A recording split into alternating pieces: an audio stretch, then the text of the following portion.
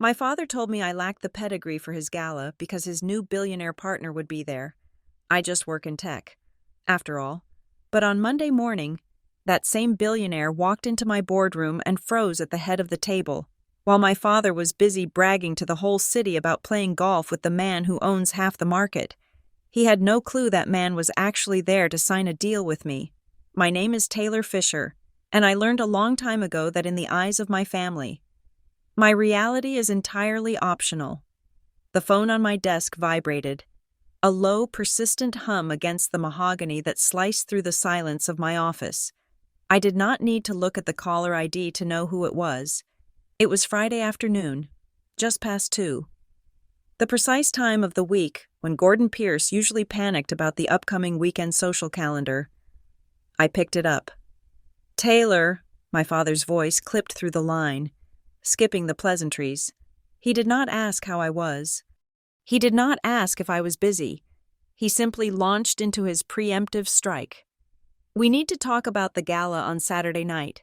I leaned back in my chair, swiveling slowly to face the floor-to-ceiling glass that separated me from the gray, churning sky of Chicago. From the 52nd floor, the cars on the Kennedy Expressway looked like blood cells moving through a concrete artery, sluggish and distant. "Hello, Dad," I said, keeping my voice even. "I assume you are calling to confirm the time?" "I am calling to set ground rules," he corrected, his tone dropping an octave. A tactic he used when he wanted to sound authoritative but usually just sounded strained. "This is not just another charity dinner. Taylor, this is the culmination of 6 months of networking. My business partner is going to be there." I paused, my eyes drifting to the stack of legal binders on the corner of my desk. "Your business partner?" "Yes. Silas Kessler." He said the name with a reverence usually reserved for religious figures or vintage scotch. "The Silas Kessler. He is flying in specifically for this event, and he has agreed to sit at the head table with your mother and me. Do you understand the magnitude of that?" I understood it perfectly. I also understood that calling Silas Kessler his partner was a stretch of the imagination so vast it could bridge Lake Michigan. Gordon Pierce ran a boutique real estate firm that managed mid-tier commercial properties. Silas Kessler ran the world, or at least a significant portion of its infrastructure. "That is impressive, Dad," I said, and I meant it, though perhaps not in the way he wanted. "He is a hard man to pin down." "He is a visionary," my father snapped, as if I had insulted the man. "Which brings me to my point. Taylor, look, I know you enjoy your little projects. I know you think what you do is important. My little projects." I looked to my left. Hanging on the wall, perfectly centered in a matte black frame, was the cover of Vanguard Business Review from 3 months ago. The headline read, "The Silent Architect: How Fluxspan AI is Rewiring Global Logistics." My face was on that cover. The subheadline mentioned a valuation that hovered near 9 figures. My parents had received a copy. My mother had used it as a coaster for her martini before asking me if I was ever going to get a haircut that looked less severe. "I am listening," I said. "Silas is particular," my father continued. "He is old school. He values lineage, poise, and conversation that actually matters. He does not want to hear about servers, or coding, or whatever it is you do in that warehouse of yours." My warehouse was 40,000 square feet of prime downtown real estate with a view of the lake. But I let it slide. "I can hold a conversation. Dad, can you?" He sighed, a sharp exhalation of long-suffering disappointment. "You have a tendency to get technical. Taylor, you bore people. Last Thanksgiving, you tried to explain supply chain optimization to Judge Reynolds, and the man looked like he wanted to jump out the window. This is Silas Kessler. He owns half the market. If you start rambling about algorithms, you are going to make us all look like amateurs. You are going to embarrass me." The words were precise, practiced, and cold. They were designed to cut, to trim away the parts of me that did not fit into the Pierce family portrait. To him, I was an accessory that needed to be managed, a smudge on the lens that needed to be photoshopped out, I felt a familiar, dull ache in my chest, the ghost of a teenage girl who just wanted her father to say good job, but I buried it instantly under 20 years of discipline. So, what are you suggesting? I asked. I am not suggesting anything, he said firmly. I am telling you, do not come to the pre-dinner cocktail hour. You can arrive for the main seating, but I want you at the table in the back with the cousins. Stay away from the head table. Stay away from Silas. If you run into him, smile, say hello, and walk away. Do not engage. Do not talk about your job. In fact, if anyone asks, just say you are consulting. It sounds more respectable than tech support. Tech support. I closed my eyes for a second, inhaling the scent of conditioned air and expensive leather. I had 300 employees. I had pending contracts with the Department of Transportation. I had a driver waiting downstairs who earned more than my father's head broker. But to Gordon Pierce, I was still the girl who fixed the Wi-Fi. I understand, I said. My voice did not shake. It did not waver. It was the voice I used when I fired incompetent executives. You do not want me to speak to Silas Kessler because you are afraid I will lower the tone. I am protecting you, Taylor, he lied, his voice softening into that patronizing register that was somehow worse than the anger. You are just not cut out for this level of society. You are awkward with these people. You do not understand the nuance. Silas is a billionaire. He operates on a frequency you cannot even hear. I just do not want you to feel out of place. He was projecting so hard he was practically vibrating. He was the one terrified of feeling out of place. He was the one who had likely leveraged every favor he had just to get Silas to agree to a photo op. He needed me invisible so that his illusion of power could remain unbroken. Fine, I said. I will stay at the back table. I will not speak to your partner. Good. The relief in his voice was palpable. I knew you would understand. It is for the best. Oh, and wear something softer. That navy suit you wore to Easter made you look like a bank teller. Goodbye, Dad. See you Saturday. And Taylor? Don't be late. The line clicked dead. I slowly lowered the phone back to its cradle. The office was quiet again, save for the low hum of the server rack in the hidden closet and the distant wail of a siren 40 floors below. I stood up and walked to the window. The reflection in the glass showed a woman in a sharp slate-gray blazer, hair pulled back in a severe, efficient knot. I did not look like a bank teller. I looked like someone who could buy the bank, liquidate its assets, and turn the building into a data center before lunch. My father's words echoed in the empty room. He operates on a frequency you cannot even hear. I turned away from the view and walked back to my desk. I tapped the screen of my tablet, waking it up. The calendar for next week filled the display. A grid of color-coded obligations, strategy sessions, and compliance reviews. But there, dominating the block for Monday morning at 9 o'clock, was a single entry highlighted in deep crimson, my color for critical. High-stakes negotiations. It was a board of directors meeting. The agenda was singular: the acquisition of the logistics infrastructure division of a major conglomerate, a deal worth $520 million, a deal that would cement FluxSpan as the dominant player in AI-driven freight for the next decade. I tapped on the event to expand the attendee list.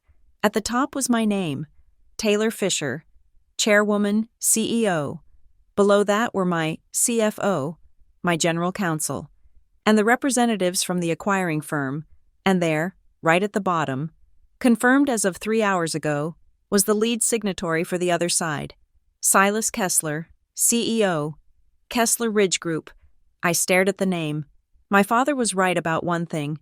Silas Kessler was coming to Chicago. He was right that Silas was a shark, a man who owned half the market. But Gordon Pierce had gotten the context tragically, hilariously wrong. Silas wasn't coming to town to sip champagne with a small-time real estate developer who desperately needed validation. He wasn't coming to play golf or talk about the good old days of country club politics. He was coming to buy my technology. He was coming because his own internal analysts had told him that if he did not partner with FluxSpan, His billion-dollar supply chain would be obsolete within 3 years. He was coming because I had cornered him, logically and financially, into a position where he had to write a check or lose his edge. My father was bragging to the entire city that he was playing with a billionaire. He was puffing out his chest, buying new tuxedos, and banning his own daughter from his sight to protect his fragile ego. He had no idea that while he was begging for a seat at Silas Kessler's table, Silas Kessler was booking a flight to come sit at mine. I looked back at the magazine on the wall. The woman in the photo looked confident, unbothered, and focused. She knew something the rest of the world was just catching up to. I picked up my stylus and made a small note next to the meeting agenda on my tablet. Prepare updated non-disclosure agreement. Strict enforcement. A small, cold smile touched my lips. It wasn't a smile of happiness. It was the smile of a chess player who sees mate in 3, while the opponent is still bragging about taking a pawn. Dad had banned me from his gala. He had relegated me to the children's table. He had told me I wasn't classy enough to breathe the same air as his precious business partner, but he could not ban the billionaire from walking into my boardroom. In the curated museum exhibit that is the Pierce family history, my sister Celia is the masterpiece on the main wall, perfectly lit and guarded by velvet ropes. I am the utility closet in the hallway behind the gift shop, necessary for the building to function, perhaps, but certainly not something you want the patrons to see. Celia Pierce Whitmore is 3 years older than me, and she has never had a job that required a W-2 form. She has a vocation, my mother insists, which is far more elegant than a career.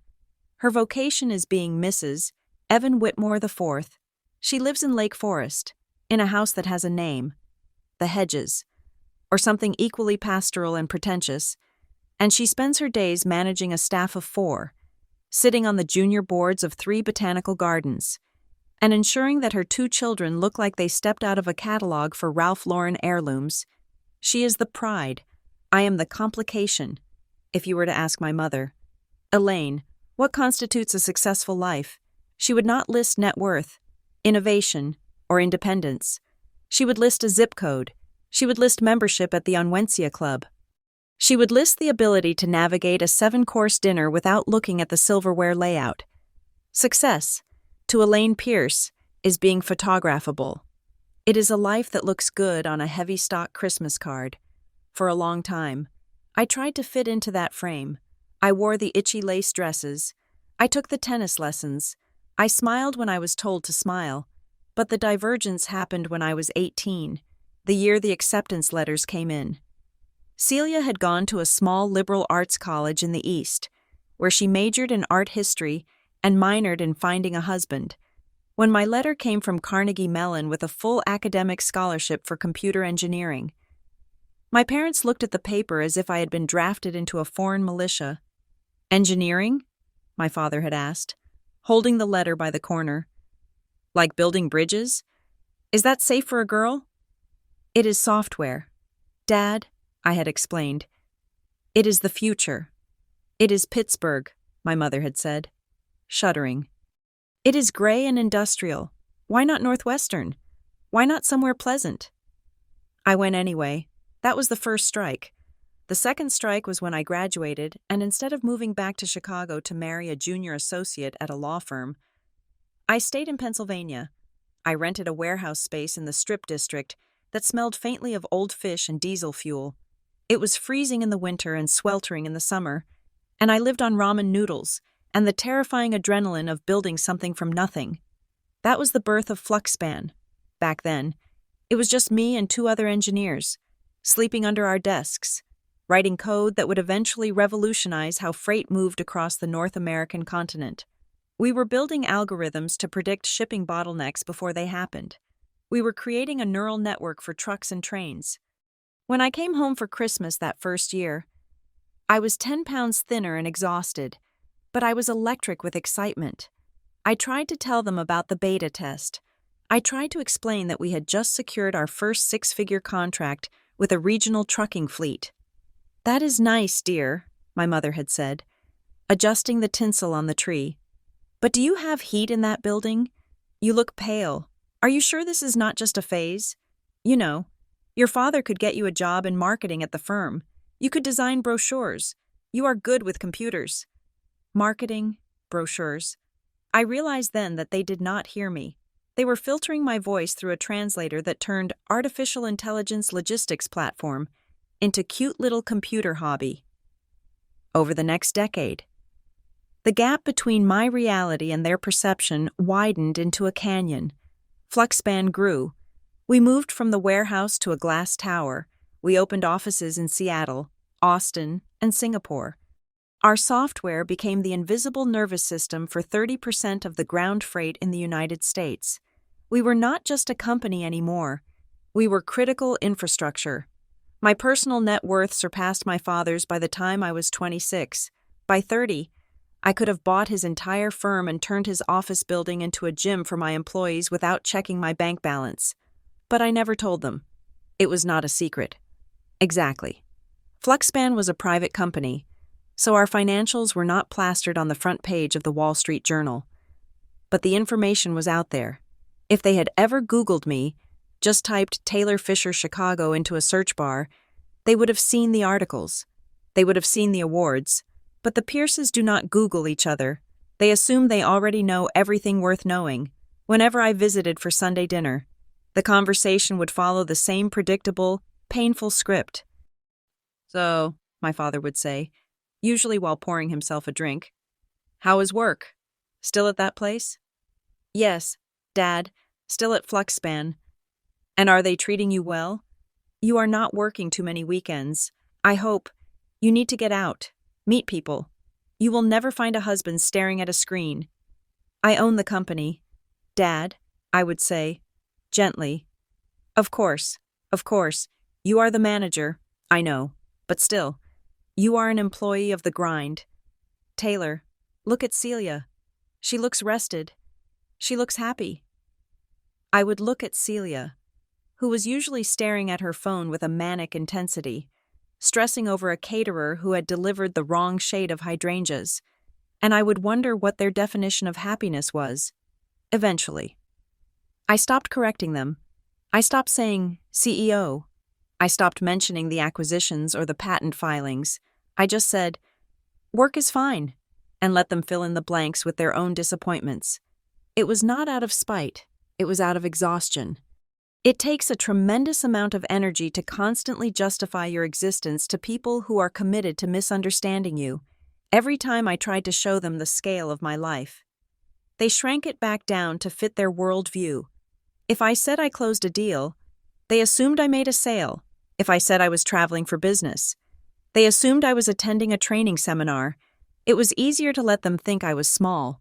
It was easier to be the trouble, the odd one out, the spinster daughter with the weird tech job, than to force them to look up and see that I had built a skyscraper while they were busy polishing their garden gnomes. So, here we were, the weekend of the gala. My phone lit up with a notification from the family group chat, a digital space I usually kept on mute. Celia had posted a photo. It was a selfie in her walk-in closet, surrounded by an explosion of silk and tulle. She was holding up 2 dresses, one emerald green and one champagne gold. Crisis mode. The caption read, "Evan says the green is too bold for the head table, but the gold washes me out. Mom says the gold is more regal. Thoughts? I feel like I'm going to throw up. If I don't look perfect, Silas Kessler is going to think we are provincials." I stared at the screen. My sister, a grown woman of 35, was on the verge of a panic attack because of the color of a dress. She was terrified that a billionaire she had never met would judge her based on her fabric choice. She had no idea that Silas Kessler did not care about dresses. Silas Kessler cared about efficiency. He cared about margins. He cared about whether or not the person across from him could deliver on a promise. I typed a reply. The green is fine. It was the only contribution I could make that would not be dissected. Seconds later, my mother chimed in. "Taylor, don't sabotage your sister. The gold is classic. We want to look harmonious. By the way, did you find something appropriate to wear for the back table? Please tell me you aren't wearing a pantsuit." I didn't reply to that one. Instead, I turned my attention to the document on my desk. It was the final draft of the acquisition agreement for the Kessler Ridge deal. It was 340 pages of dense legal language, defining the transfer of assets, the intellectual property rights, and the governance structure of the new joint entity. I flipped to page 42, paragraph 7. This was the clause I had fought for over the last 3 weeks. It stipulated that while Kessler Ridge would acquire the infrastructure, Fluxspan would retain absolute autonomy over the source code. It was the kill switch. If they tried to push me out, the system would simply stop thinking.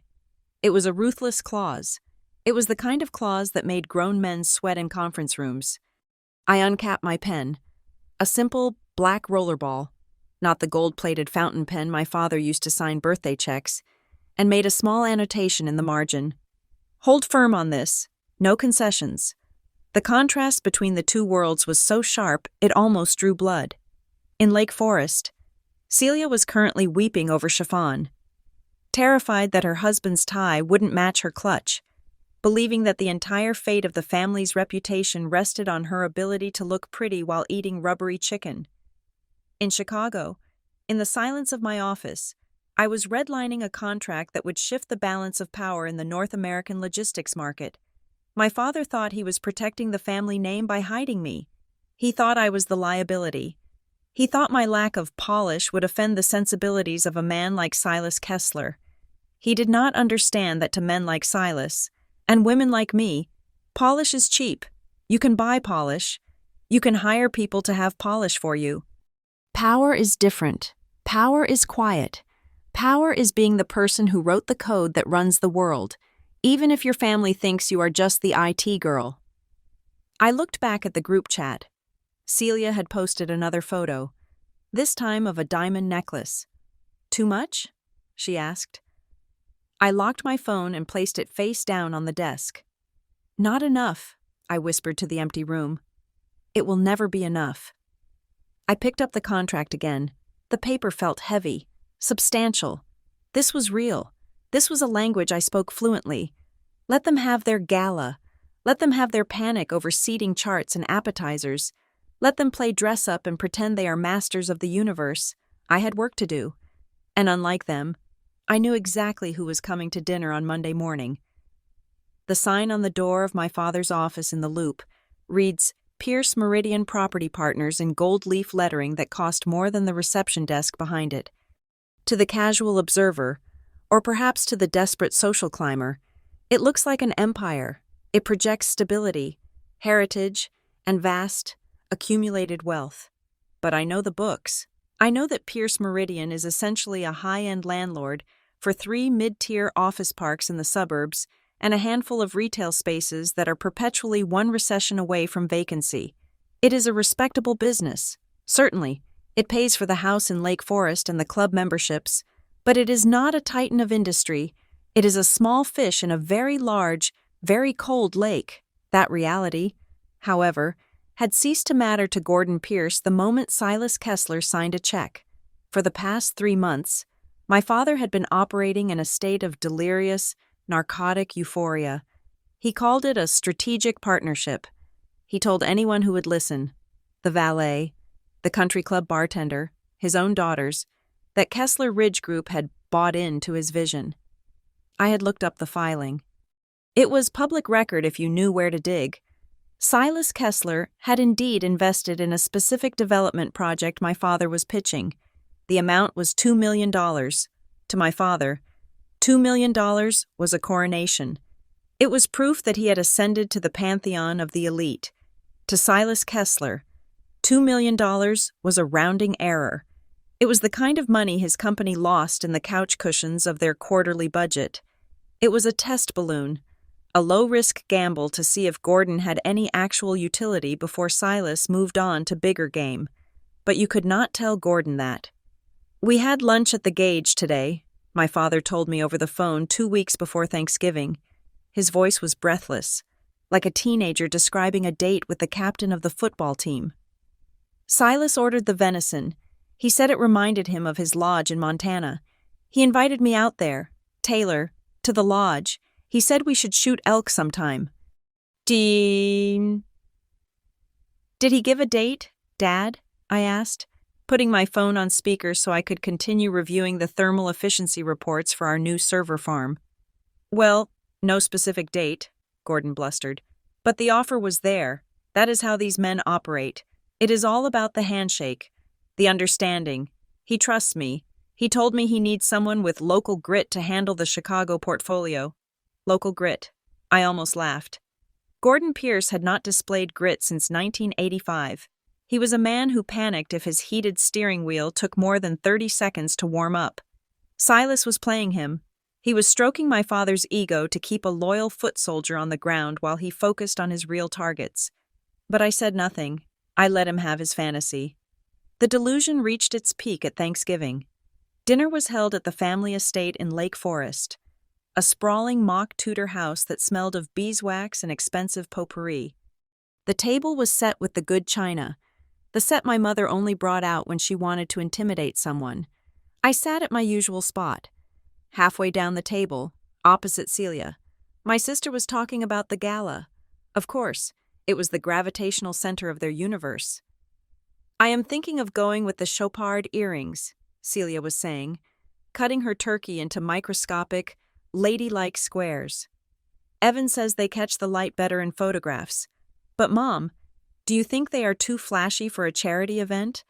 I do not want to look like I'm trying too hard. Nonsense, my mother replied, waving a fork. Silas Kessler will be there. The mayor will be there. You need to sparkle. Darling, you are representing the family. Gordon, tell her who is sitting at your table.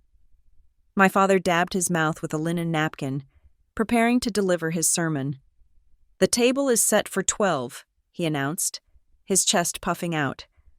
Myself, your mother, Silas, of course, the deputy mayor, and 2 managing partners from Goldman. It is the power table. Celia, when you walk by, you nod.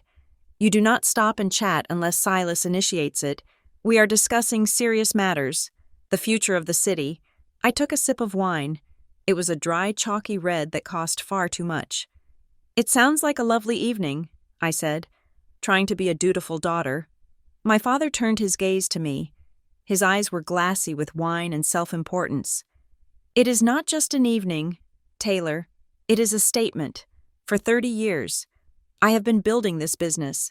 I have been grinding away, waiting for the right opportunity, and now, with Silas, I am finally playing in the big leagues. This isn't just real estate anymore. We are talking about urban redevelopment. We are talking about legacy. He leaned forward, his voice dropping to a conspiratorial whisper. Silas told me privately that he is looking to reshape the entire logistics corridor of the Midwest. He wants to own the flow of goods from the Great Lakes to the Mississippi, and he wants me right there with him, advising on the land acquisition. I paused with my fork halfway to my mouth. The flow of goods. That was my world. That was literally what Fluxban did. We didn't buy the land. We built the brains that told the trucks and trains how to move across it. If Silas was looking at land acquisition, it was because he was preparing the physical hardware to match the software he was about to buy from me. My father was bragging about being the real estate agent for the house I was designing. That sounds huge, Dad, I said quietly. It is huge, he insisted. It is the deal of a lifetime, which brings me to Saturday. The air in the room shifted. My mother suddenly found the pattern on the tablecloth fascinating. Celia looked down at her plate. What about Saturday? I asked, though I already knew what was coming. The gala, Gordon said, clearing his throat. I have been looking at the seating chart, and frankly, Taylor, it is a tight squeeze. The tables are very exclusive. I bought a ticket. Dad, I reminded him, I sent the check 2 months ago. I know. He waved his hand dismissively, and I appreciate the support for the charity. But look, let's be honest. These events are not your scene. It is a lot of posturing, a lot of small talk about things you don't care about. Fashion, society gossip. Who is wintering in Aspen? He took a drink, gathering his courage. You would be bored stiff. And honestly, Taylor, you get intense. You start talking about your work, and your eyes get that laser focus. and it makes people uncomfortable. Silas is here to relax. He is here to be celebrated. He does not want to be cornered by someone talking about what is it you do again? Server maintenance? Server maintenance. I had just closed a contract with a national grocery chain to automate their entire cold storage distribution network. The contract was worth $40 million over 5 years. I had spent the morning negotiating with federal regulators about AI safety protocols. But to Gordon Pierce, I was the IT girl who fixed the printer. I can talk about other things, Dad, I said, keeping my voice neutral. I read books. I follow the news. It is not that, he sighed, looking pained, as if my very existence was a social hurdle he had to clear. It is the image, Taylor. Tonight is about the Pierce family arriving. Celia looks the part. She knows the game. You are a bit of a wild card. You wear those sharp suits. You don't wear makeup.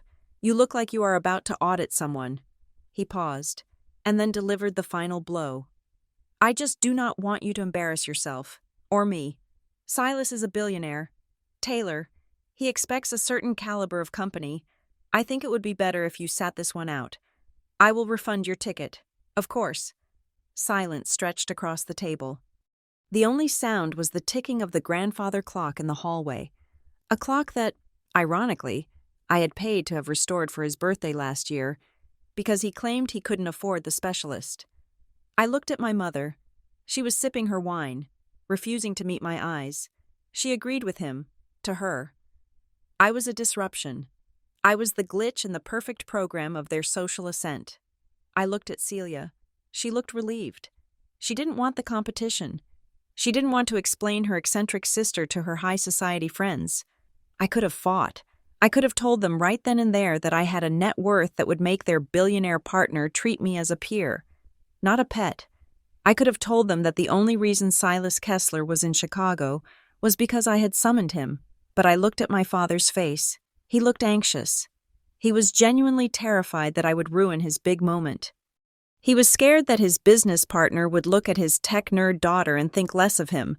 It was pathetic, and it broke my heart. Just a little. Okay, I said. Gordon blinked. Okay? Yes, you're right. I would probably be bored, and I have a lot of work to prepare for Monday morning anyway. Big meeting. The tension drained out of his shoulders instantly. He practically collapsed with relief. Good, he said, beaming now. I knew you would be reasonable. You are a sensible girl, Taylor. That is your strength. You are practical. You stay home. Order some takeout. Get your work done. Leave the socializing to us. It is better this way. Much better, my mother agreed. Finally speaking up, you really need to rest anyway. Taylor, you look tired.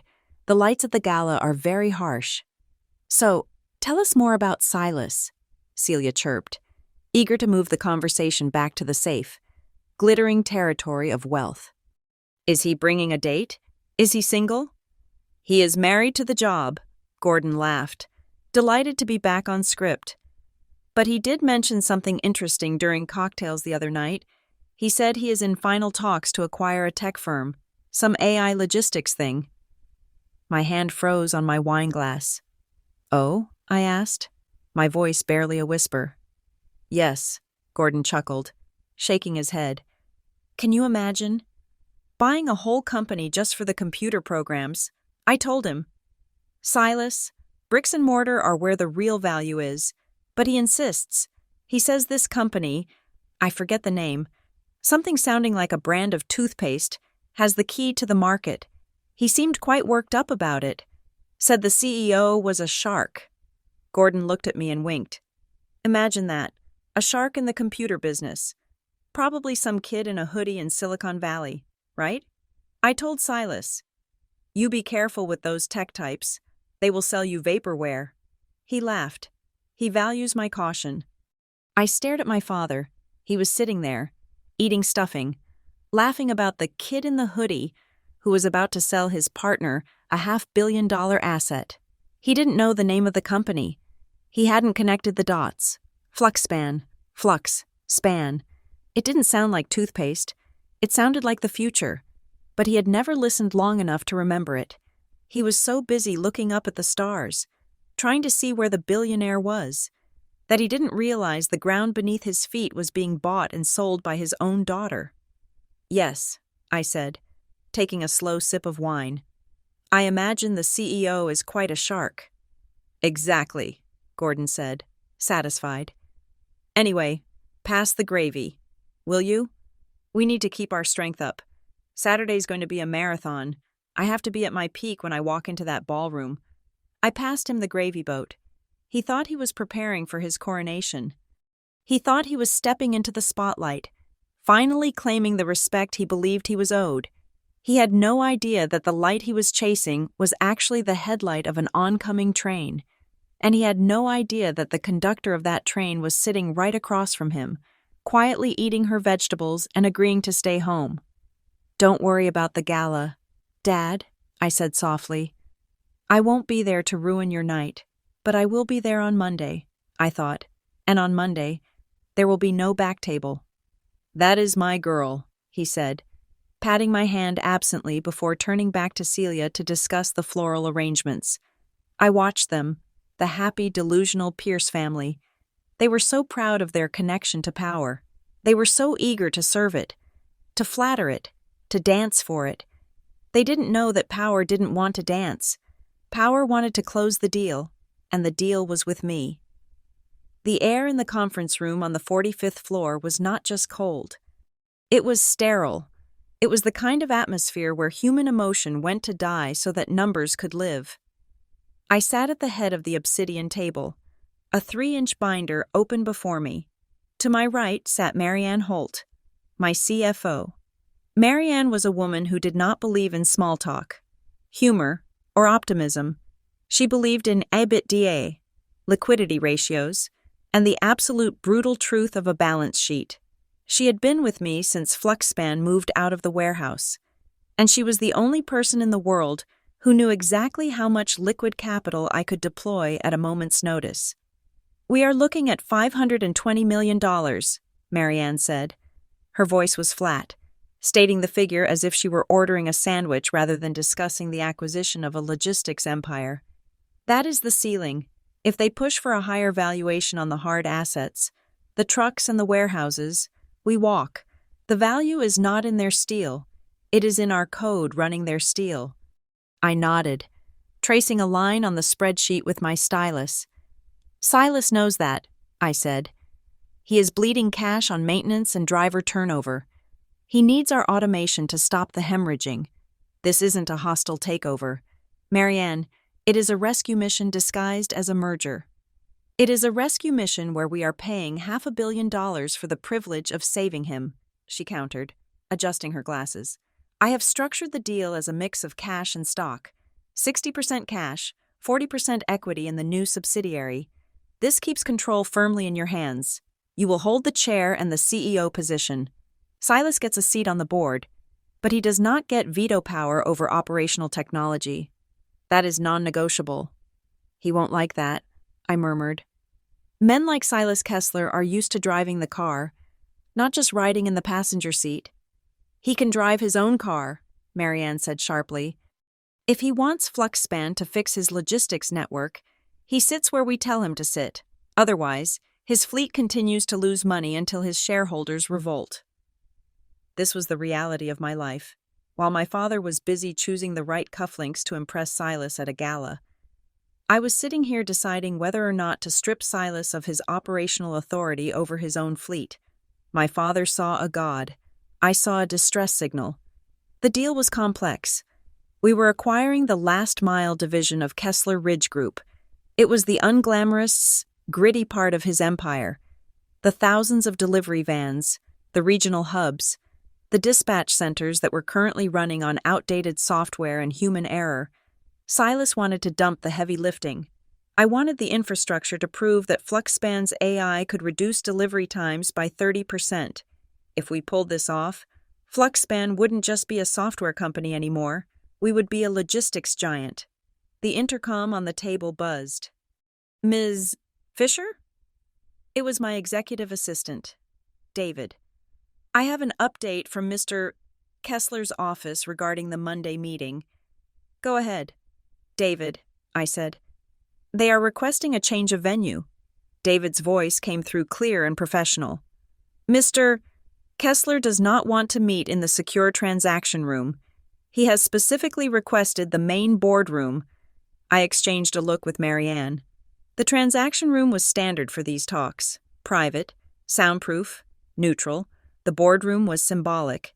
The boardroom was where you hired and fired CEOs. It was where you declared war or surrendered.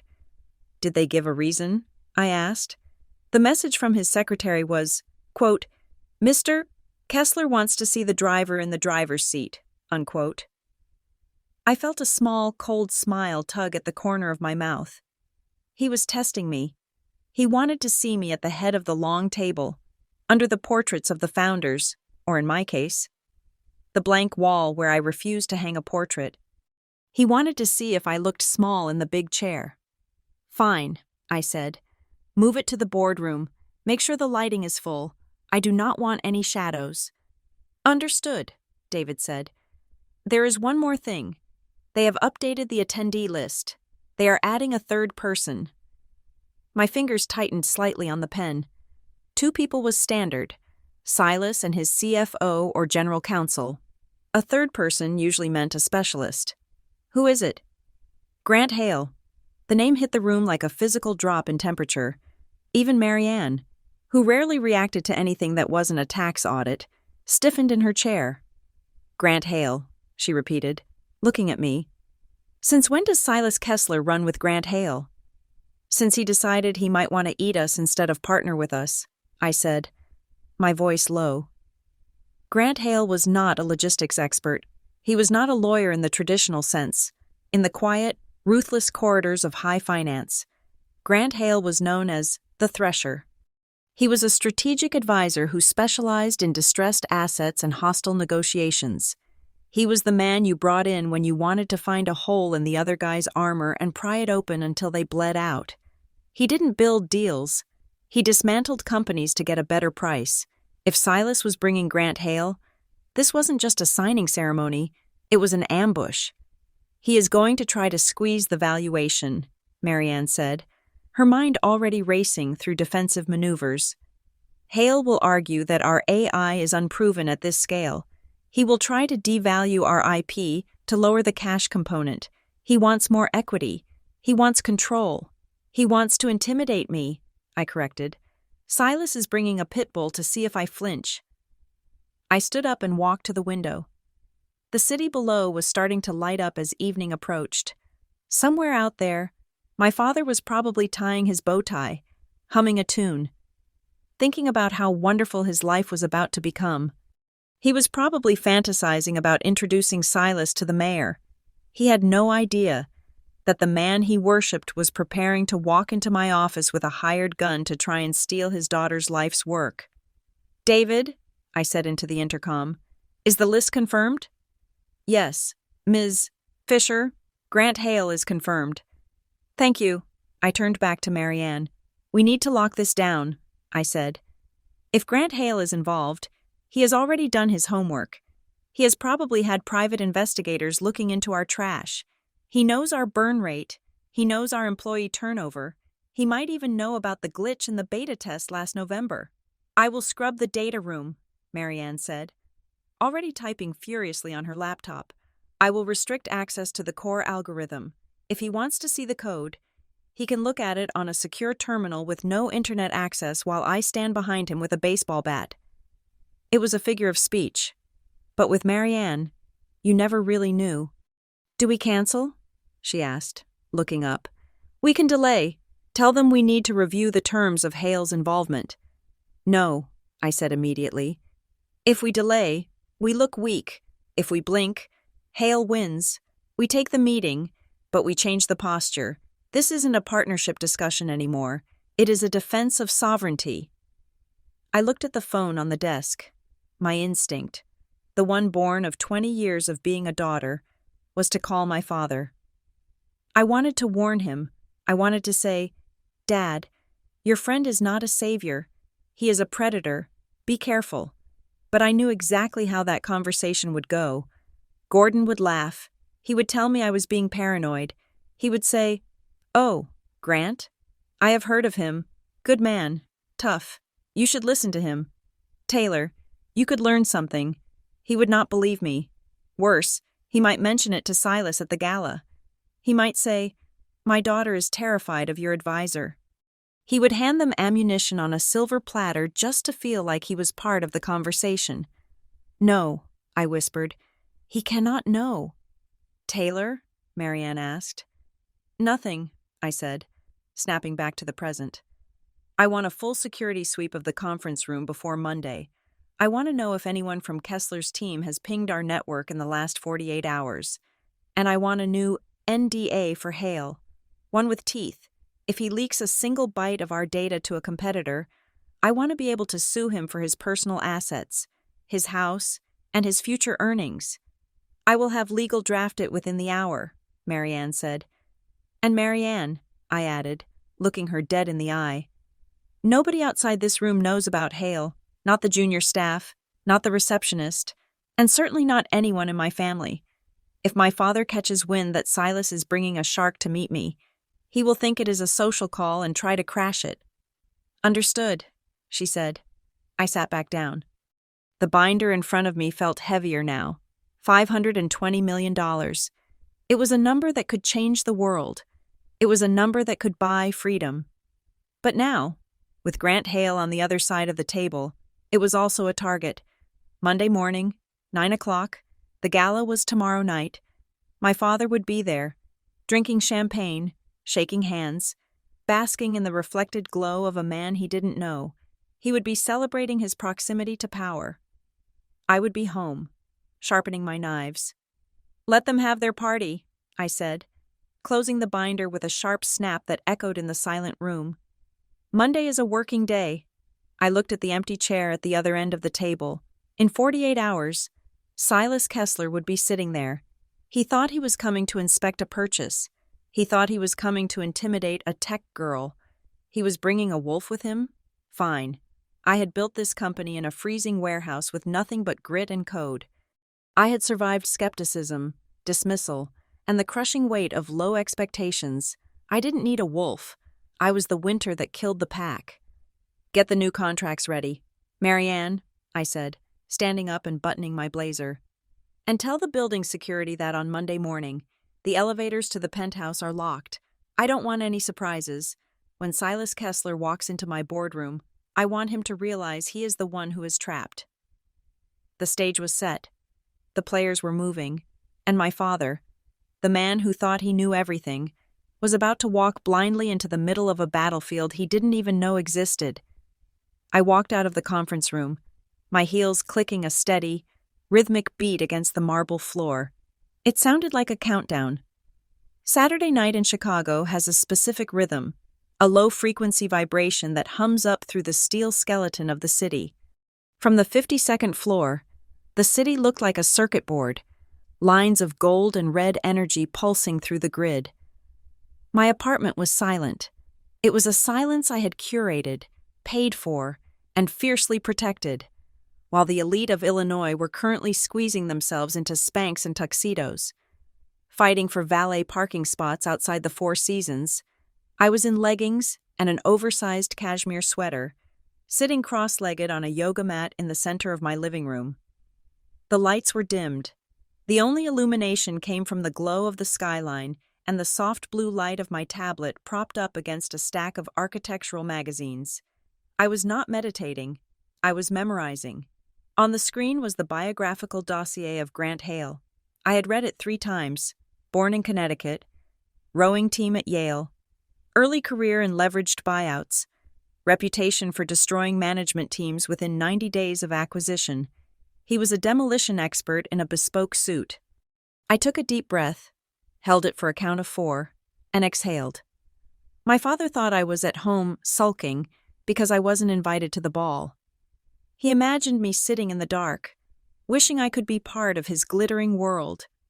He would never understand that I was not excluded from his world. I had simply evolved past it. I walked to the kitchen and plated my dinner: grilled salmon, roasted asparagus, lemon water, simple, efficient, Fuel. I ate standing at the island, reviewing the final clause of the intellectual property retention agreement in my head. My phone buzzed on the granite countertop. It was a text from Celia. "Mom is freaking out. She thinks you're sitting at home crying. She keeps asking if you are mad. Are you?" I picked up the phone, chewing a stalk of asparagus thoughtfully. Was I mad? Anger requires an investment of emotional capital that I was no longer willing to make. I wasn't angry that they were ashamed of me. I was just tired. Tired of the performance. Tired of the assumption that my value was determined by who I stood next to in a photograph. I typed back, "Not mad. Enjoy the wine. Tell Mom I am reading." I set the phone down. 3 minutes later, it lit up again. This time, it was a notification from social media. My mother had tagged me in a post. The Pierce family at the Children's Hospital Gala. So proud of Gordon for his leadership. I shouldn't have looked. It was a reflex. A phantom image from a childhood spent seeking approval. I tapped the notification. The photo filled my screen. It was a masterpiece of social climbing. My father, Gordon, was in the center, wearing a tuxedo that was perhaps half a size too tight across the chest. His face flushed with the kind of manic joy that comes from standing next to $1 billion.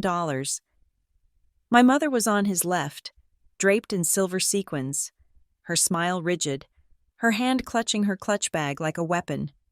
And on my father's right, looking like he had been superimposed from a different, sharper reality, was Silas Kessler. I zoomed in on the image. Silas was not smiling, not really. His mouth was curved upward in the socially acceptable shape of a smile, but it didn't reach his eyes. His eyes were flat, dark, and bored. He looked like a man who was tolerating a minor inconvenience because he knew the payoff would be worth it. His body was angled slightly away from my father, a subconscious rejection that Gordon was too drunk on adrenaline to notice. My father's hand was hovering near Silas's shoulder, not quite touching it, a desperate attempt to claim intimacy without actually bridging the gap. It was pathetic, and it was dangerous. Gordon looked like a man who thought he had tamed a tiger because the tiger hadn't eaten him yet. But then, my eyes drifted to the background of the photo. The photographer had used a wide aperture, blurring the crowd behind them into a bouquet of jewels and black ties. But one face was sharp enough to recognize. Standing about 10 feet behind Silas, holding a glass of scotch and looking directly into the camera lens, was a man with steel-gray hair and eyes that cut through the digital noise. Grant Hale. He wasn't looking at my father. He wasn't looking at the festivities. He was looking straight down the barrel of the camera. As if he knew that eventually, I would be the one looking at this picture. His expression was chilling. It wasn't hostile. It was assessing. It was the look a butcher gives a side of beef before deciding where to make the first cut. I felt a cold prickle at the base of my neck. Grant Hale was at the gala. Why? He wasn't a socialite. He wasn't a philanthropist. He was a shark. Sharks don't go to parties unless there is blood in the water. My phone buzzed again. Another text from Celia. OMG. I just talked to Silas. He's actually scary? Like, nice, but intense. I wiped my hands on a napkin and typed, "What did he say?" The typing bubbles appeared, disappeared, then appeared again. Celia was probably hiding in the bathroom to text, escaping the pressure of being perfect. He asked where the other daughter was. Mom tried to change the subject, but he insisted. He asked what you did. My heart hammered against my ribs. A single, hard thump. "What did Dad say?" I asked. Dad did his usual thing. He laughed and said, "Oh, Taylor is just in tech. She manages some servers. It is all very dry stuff. Nothing like what we are doing." He literally waved his hand like he was swatting a fly. I closed my eyes. I could hear Gordon's voice. I could see the dismissal in his gesture. He had minimized me to the man who was coming to buy me. He had stripped me of my title, my power, and my relevance, all to make himself feel bigger. And? I typed. "What did Silas do?" "That is the weird part." Celia replied. He didn't laugh. He just stared at Dad for a second. It got super awkward. Then he took a sip of his drink and said, "Interesting." That was it. Just interesting. Then he walked away. Interesting. It was a single word. But in the language of men like Silas Kessler, it was a loaded gun. Silas knew. He had to know.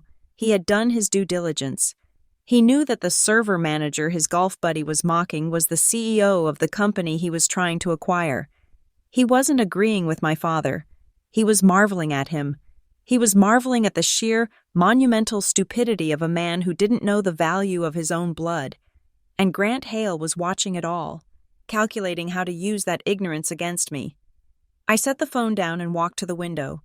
The reflection in the glass showed a woman who was too alert, too awake. My father thought the gala was his stage. He thought he was the protagonist. But he was just the distraction. Silas and Grant were there to take the temperature of the room, to see if there were any weaknesses they could exploit before Monday. And my father, in his desperation to impress, was practically handing them a dossier on my family's psychological vulnerabilities. He thinks I am weak.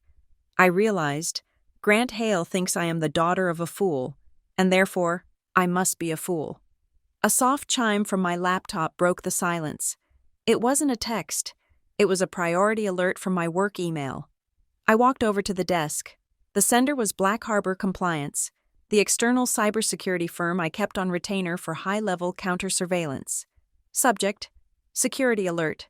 Anomalous Query. I opened the email. Ms. Fisher.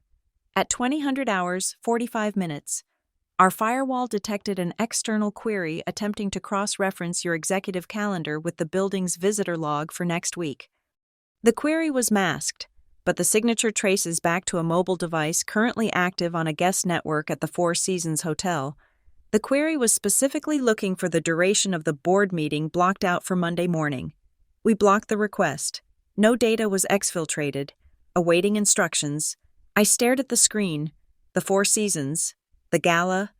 Grant Hale wasn't just drinking scotch and judging people. He was working. He was standing in the middle of a ballroom, surrounded by music and laughter, using his phone to probe my defenses. He wanted to know how long I had blocked out for the meeting. 1 hour?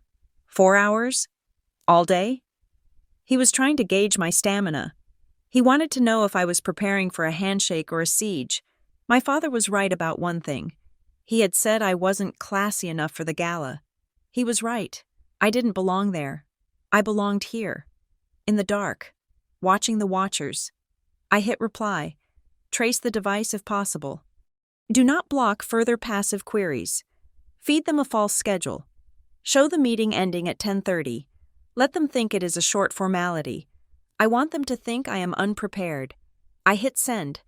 The gala was supposed to be a celebration. My family was there to be seen. They were posing, preening, and posting photos, desperate to prove they mattered. But the real event wasn't the party. The real event was the reconnaissance mission happening in the shadows of the champagne flutes. My father thought he was rubbing elbows with greatness. He didn't realize he was standing next to the enemy, and he didn't realize that by dismissing me, by calling me tech support, he had just given Grant Hale the most dangerous weapon of all: underestimation. I looked at the photo of my parents one last time. They looked so happy. They looked so safe. Enjoy the party, Dad, I whispered to the screen, because on Monday, the bill comes due. I turned off the tablet. I didn't need to see any more. I went back to my yoga mat, sat down, and closed my eyes. Monday was coming, and I was going to be ready.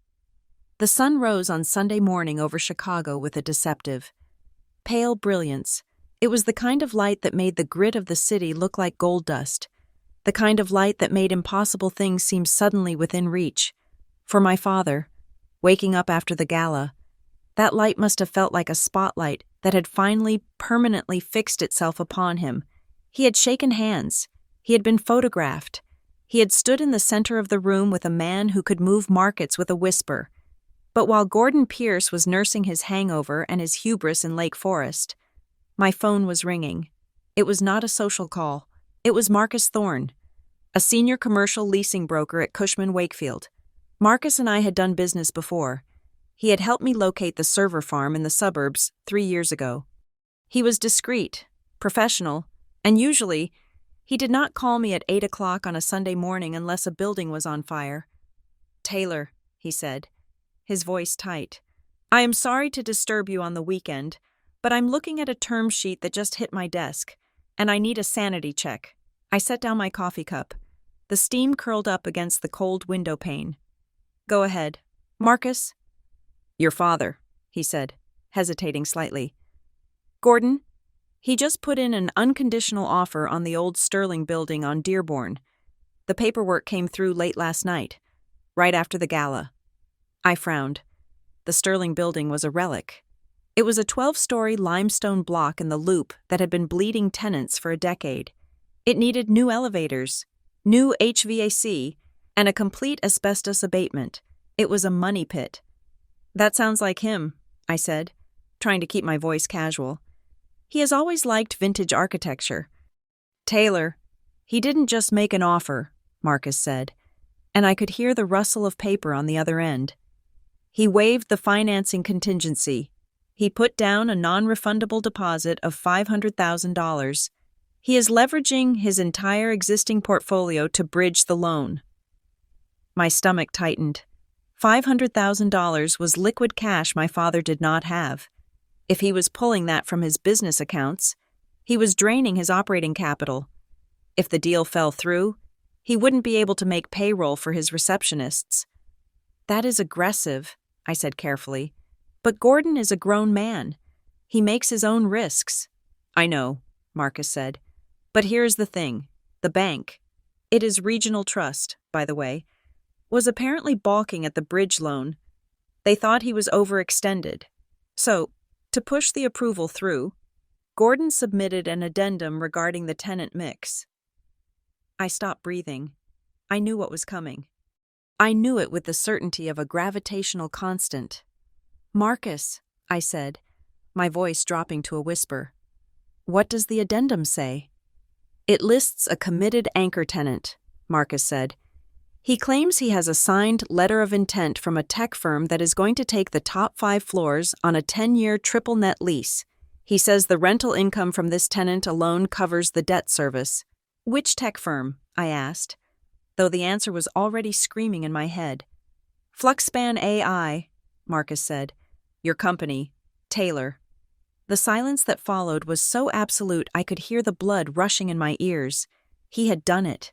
He had finally done it. He hadn't just ignored my career. He had weaponized it. He had used my company, my credit rating, and my reputation as collateral for a gamble I had never agreed to take. "I see," I said. The calm in my voice terrified me. It was the calm of a surgeon looking at a gangrenous limb. "Taylor?" Marcus asked. "I take it from your tone that this is news to you?" "Marcus, I need you to do me a favor," I said. "Do not speak to anyone else about this. Not the bank, not the seller. Just sit on it for 24 hours. If this LOI is not real, Taylor, this is fraud," Marcus warned. "Bank fraud?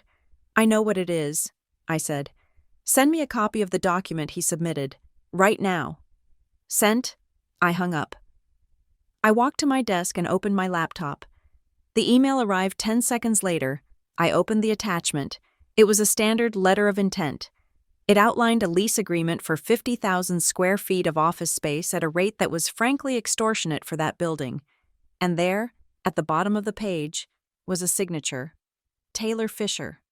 I stared at it. It was my name. It was my handwriting. But it was wrong. The loops on the T and the F were too wide, too flourished.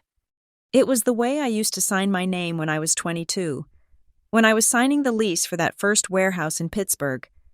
My signature had evolved since then. It had become sharper, more abbreviated, the signature of a woman who signed 100 documents a day. Gordon had traced an old signature. He had literally cut and pasted my past onto his present lie. My first instinct was to drive to Lake Forest and scream until the windows shattered. I wanted to shake him. I wanted to ask him how he dared to gamble with my life's work. I picked up my phone and dialed his number. It rang 4 times before it was diverted to voicemail. I dialed the house line. Celia picked up. "Hello?" Her voice was groggy, but edged with that morning-after smugness. "Oh, Taylor, please tell me you are not calling to complain about the photos. We are all exhausted. It was such a late night. You should have seen the after-party. Silas bought a round of—" "Put Dad on the phone," I cut her off. "I can't," she said, annoyed. "He is in the study with his coffee. He specifically said he didn't want to be disturbed. He is strategizing. He says the gala opened a lot of doors, and he has to walk through them before they close."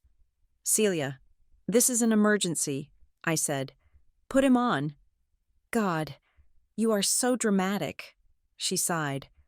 "Always trying to bring the mood down. Look, Dad is happy, okay? For the first time in years, he feels like he is winning. Can't you just let him have this? Why do you have to be so heavy?" "He is not winning, Celia," I said, my hand gripping the phone so hard my knuckles turned white. "He is digging a grave. Now put him on." "No," she said petulantly. "I am not going to let you ruin his morning. Call back on Monday when you have calmed down." She hung up. I stared at the phone. Call back on Monday. On Monday. Silas Kessler would be in my boardroom. On Monday, my father's loan application would likely be moving to the underwriting phase at the bank, based on a forged document, if I did nothing. The bank would call Fluxspan to verify the lease. My legal team would deny it. The bank would pull the loan. My father would lose his deposit, $500,000. He would be humiliated. But if I called the bank now and screamed fraud, my father could go to prison. I needed to know exactly how deep this went. Was it just Gordon? Or did he have help? My father was not tech-savvy. He could barely convert a Word document to a PDF. Someone had helped him fabricate this LOI. I called Marianne. "I need you to run a forensic trace on a document," I said without preamble. "I am forwarding you a file. It purports to be an LOI from us. It is a forgery. I need to know where it was created." "On it," Marianne said. She didn't ask questions. She heard the ice in my voice. 30 minutes later, she called back. "It is sloppy work," Marianne said. "They didn't scrub the metadata. The document was created yesterday afternoon at 4 o'clock. The author is listed as admin_01. That is a generic login. Can you trace the IP? Yes. It was uploaded from a static IP address registered to Pierce Meridian Property Partners. But here is the interesting part. Taylor, the file properties show it was modified by a user named J_Miller. I frowned. Justin Miller? My father's old paralegal? The one he fired 6 months ago for incompetence? Marianne asked. Yes.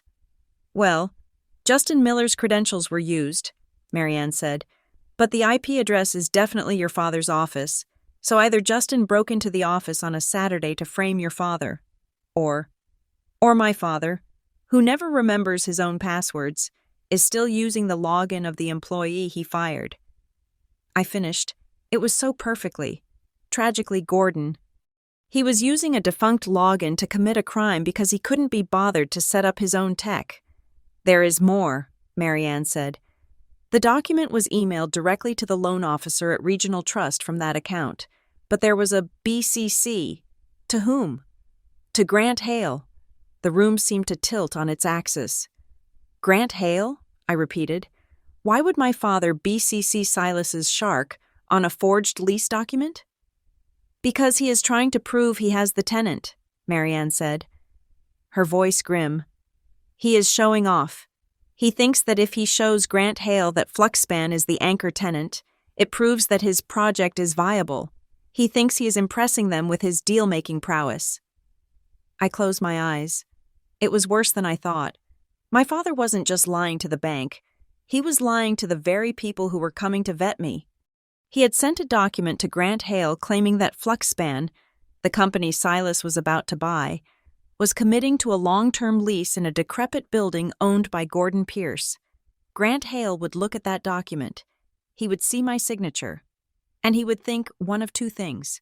1, I was incompetent and making bad real estate decisions to bail out my father. 2, I was corrupt and funneling company money into my family's pockets. Either way, it compromised the acquisition.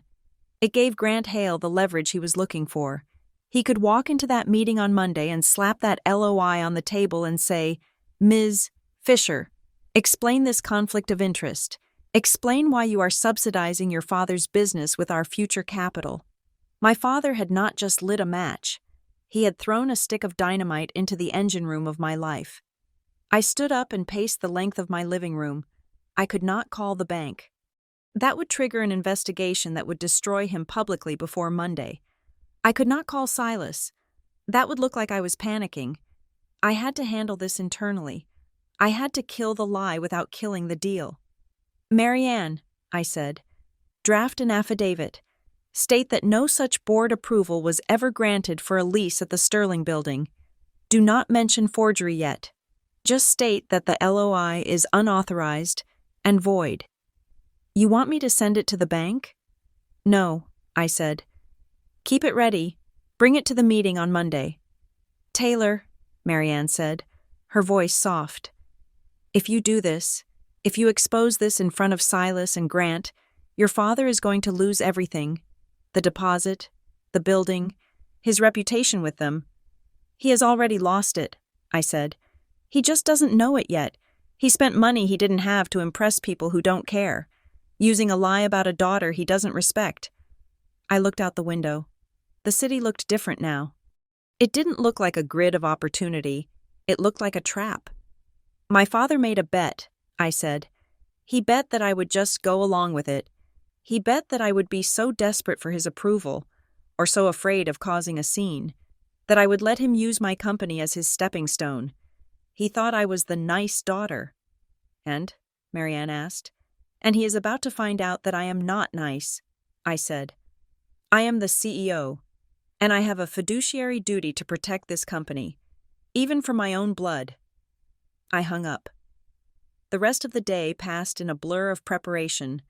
I didn't do yoga. I didn't read. I sat with my legal team, constructing a defense against my own family. We pulled the logs. We prepared the chain of custody for my real signature. We built a wall of evidence that would separate Fluxspan from Pierce Meridian. By Sunday night, I was exhausted, but my mind was clear. I received one last text from my father at 10 o'clock. "Just got word that the bank is moving forward. Big things happening. Taylor, I hope you are ready to see your old man shine. We should do lunch next week. I have a surprise for you regarding the new office space." He was so confident. He thought he had maneuvered me into a corner. He thought that by the time I found out, it would be a done deal, and I would have to say yes to save face. He didn't understand that in my world. We didn't save face. We cut losses. I didn't reply. I set the alarm for 5 a.m. Monday was going to be a bloodbath. But for the first time in my life, I wasn't afraid of the sight of blood. I just hoped my father was ready to see his own on the floor. This wasn't a family dispute anymore. He had crossed the line from bad parenting to bad business. And in business, there are no parents. There are only partners and liabilities. Gordon Pierce had just made himself a liability, and I was about to liquidate him. Sunday evening arrived with the heavy, suffocating pressure of a storm front that refuses to break. The sky over Chicago was a bruised purple, and the air in my apartment felt charged with static. I had spent the day building a legal fortress against my own father, constructing a defense that would protect my employees from his fraud. I was drained. My soul felt like it had been run through a shredder. I was standing in the kitchen, staring at the affidavit Marianne had sent over. When my phone rang, it was Gordon, again. I debated letting it go to voicemail. I had nothing to say to him that wouldn't result in a felony accusation, but if I didn't answer, he would keep calling. He was running on the adrenaline of his imaginary success, and men like that require an audience. I swiped the green icon. "Hello, Dad?" "Taylor?" His voice boomed, too loud, too jovial. It was the voice of a man who had already started drinking to celebrate a victory he hadn't actually won. "Change of plans. Your mother and I are hosting a spontaneous dinner tonight at Gibson's. We have the private room. 7 o'clock. You need to be there." "I can't, Dad," I said. leaning my hip against the cool marble counter. I have work. Work? It is Sunday night. For God's sake, he scoffed. This isn't optional. Taylor, this is a celebration. The bank called me an hour ago. Unofficially. Of course. To say the loan looks promising. Promising. Do you know what that means? It means the Sterling building is ours. It means Pierce Meridian is back on the map. My hand tightened around the phone. He was celebrating the theft of my identity. He was toasting a loan secured by a forged signature.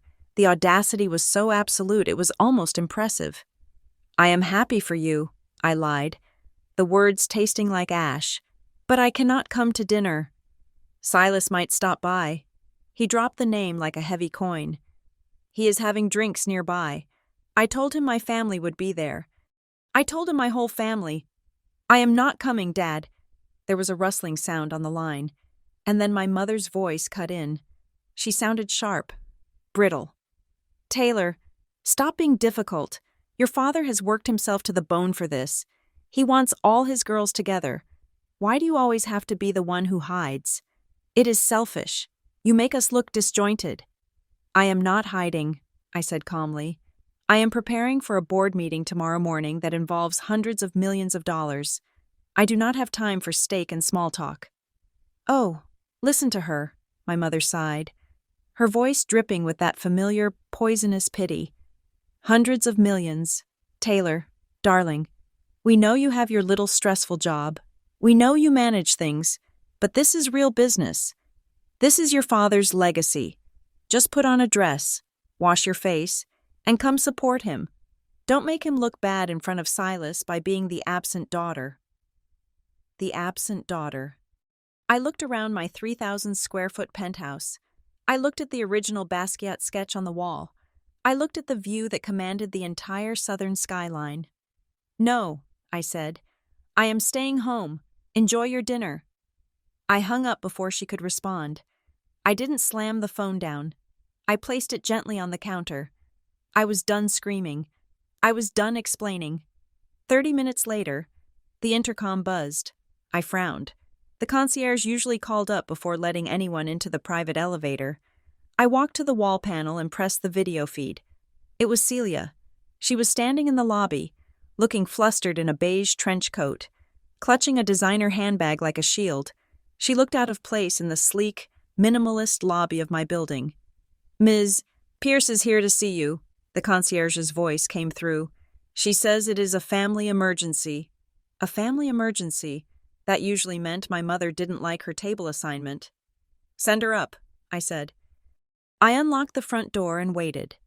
A minute later, the elevator doors slid open directly into my foyer. Celia stepped out. She stopped dead. She had never been to my apartment.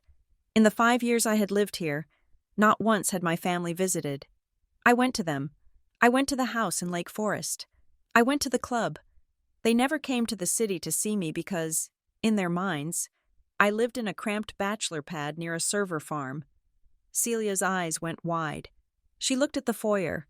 With its limestone floors and the floating staircase, she looked past me into the living room, where the floor-to-ceiling glass revealed the city lights glittering like diamonds on black velvet. She took a step forward, her heels clicking loudly in the silence. "Taylor?" she asked, as if she wasn't sure she was in the right place. "Hello, Celia?" She walked past me, drawn to the window like a moth. She touched the back of the Italian leather sofa. She looked at the sculpture in the corner, a twisted piece of steel I had commissioned from a local artist. "This is—" She trailed off.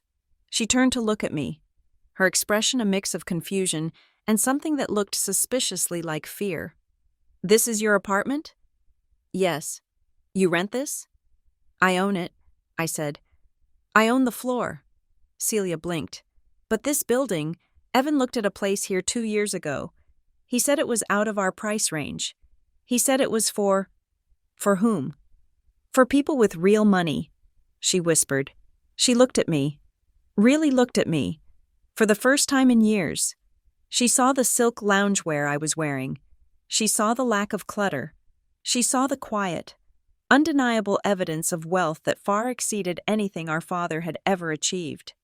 How? She asked. Dad said you were struggling. He said you worked long hours because you were on an hourly contract. He said he sometimes slipped you gas money. I laughed. It was a dry, humorless sound. Dad says a lot of things, I said. I never asked for gas money. Celia, he put a $20 bill in my pocket once at Christmas 3 years ago. I gave it to the valet. But Fluxspan, she stammered, it is just computers, logistics. It is a platform that manages 30% of the freight in North America, I said. We did $300 million in revenue last year. Celia sat down on the sofa. She didn't sit gracefully. She collapsed, as if her legs had suddenly lost the ability to support the weight of her new reality. 300 million, she repeated. Yes. Does Mom know? I have told you both, I said, walking over to the bar cart. I have told you a dozen times. I told you when we went public with the beta. I told you when we acquired the Seattle hub. You nodded. You said, that is nice, Taylor. And then you asked me if I was dating anyone. Celia put her face in her hands. We didn't listen, she mumbled. We really didn't listen. No. I poured 2 glasses of sparkling water and handed her one. You didn't. You saw what you wanted to see. You wanted me to be the mess. It made you feel better about your own choices. It made Dad feel like the patriarch. Celia took the glass. Her hand was shaking slightly. I feel stupid, she said. I walked in here ready to lecture you. Dad sent me. He said I had to drag you to dinner. He said you were being a brat. I am not going to dinner. Celia. I know. She looked around the room again. I wouldn't go either if I had this. God. Taylor. This place is intimidating. It is so cold. Though, where are the pictures? Where is the life? This is my life, I said. It is clean. It is quiet. It is mine. Celia took a sip of water. She looked at me with a strange expression. It wasn't jealousy anymore. It was a dawning realization of how wide the gap between us had become. You know why Dad is so crazy about this dinner? She asked softly. Because he thinks he got the loan, I said. It is not just the loan, Celia said. She leaned forward, lowering her voice. He is planning something. He had a few drinks before I came over. He was rambling to Mom. I felt a cold knot form in my stomach. Planning what? He wants to ask Silas for a job, Celia said. I stared at her. A job? Not a job, she corrected. A position, an advisory seat. He told Mom that he heard Silas is buying some big AI company. He thinks Silas is going to be in over his head with the tech nerds. Dad thinks he can offer steady hands and business wisdom. He wants to propose that Silas brings him on as a consultant for the acquisition. The room spun. Gordon Pierce wanted to be a consultant on the Fluxspan acquisition. He wanted to sit at the table, my table. He wanted to advise Silas Kessler on how to manage me. He is going to ask him tonight? I asked. No.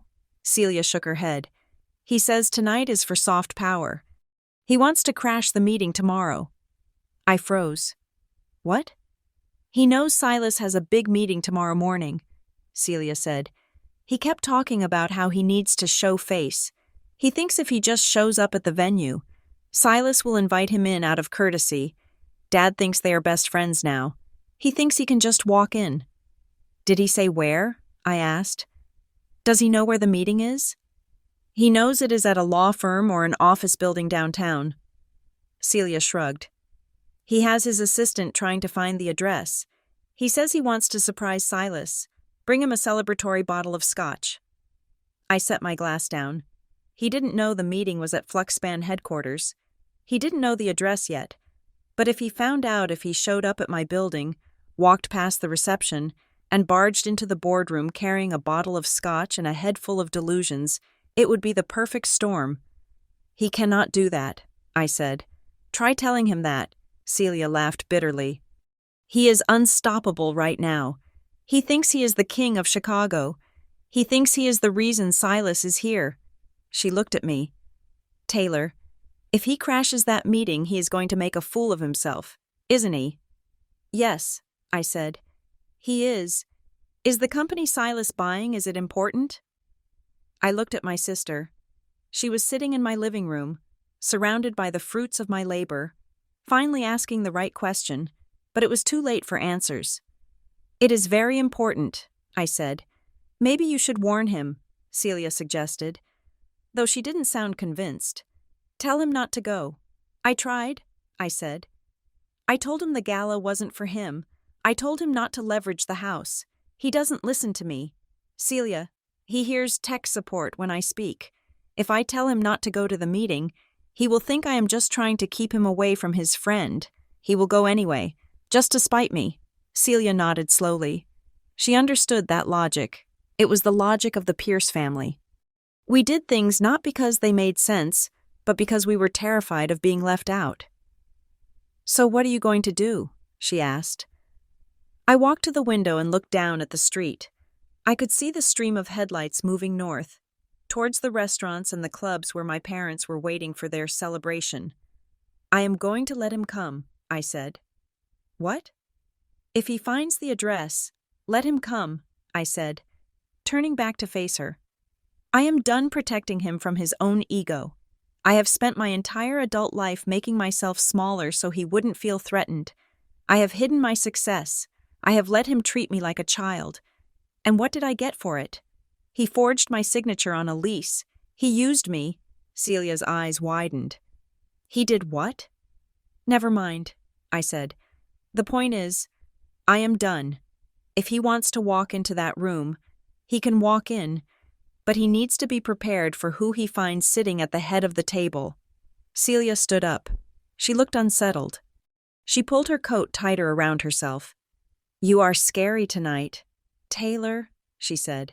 You don't sound like my little sister. I haven't been your little sister for a long time, I said. I have been the person paying for the safety net you all walk on.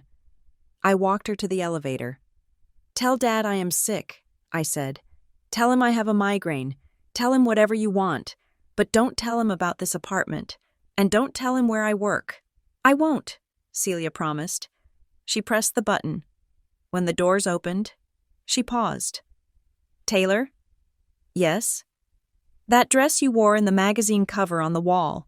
She gestured to the hallway where I had hung a framed article, one she hadn't noticed on the way in. It is vintage McQueen, isn't it? I smiled. It was a sad smile. Yes, it is. It is beautiful, she said. You look powerful. Good night, Celia. The doors closed, severing the connection. I was alone again. I walked back into the living room. The silence was no longer heavy. It was sharp. It was the silence of a blade being drawn from a sheath. My father was planning to crash the meeting. He wanted to offer his wisdom to Silas. He wanted to be a consultant on the deal. He was going to walk into my boardroom, expecting to find a stranger he could charm.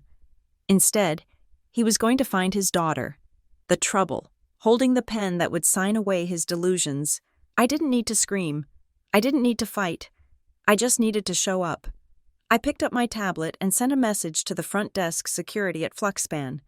Update for tomorrow morning. If a Mr. Gordon Pierce arrives, do not turn him away. Issue him a visitor badge. Escort him directly to the boardroom. Do not announce him. Just open the door. I hit send. Let him come. Let him bring his scotch and his advice. Let him see the truth. I went to my bedroom and laid out my clothes for the morning. Not the soft navy suit my father liked.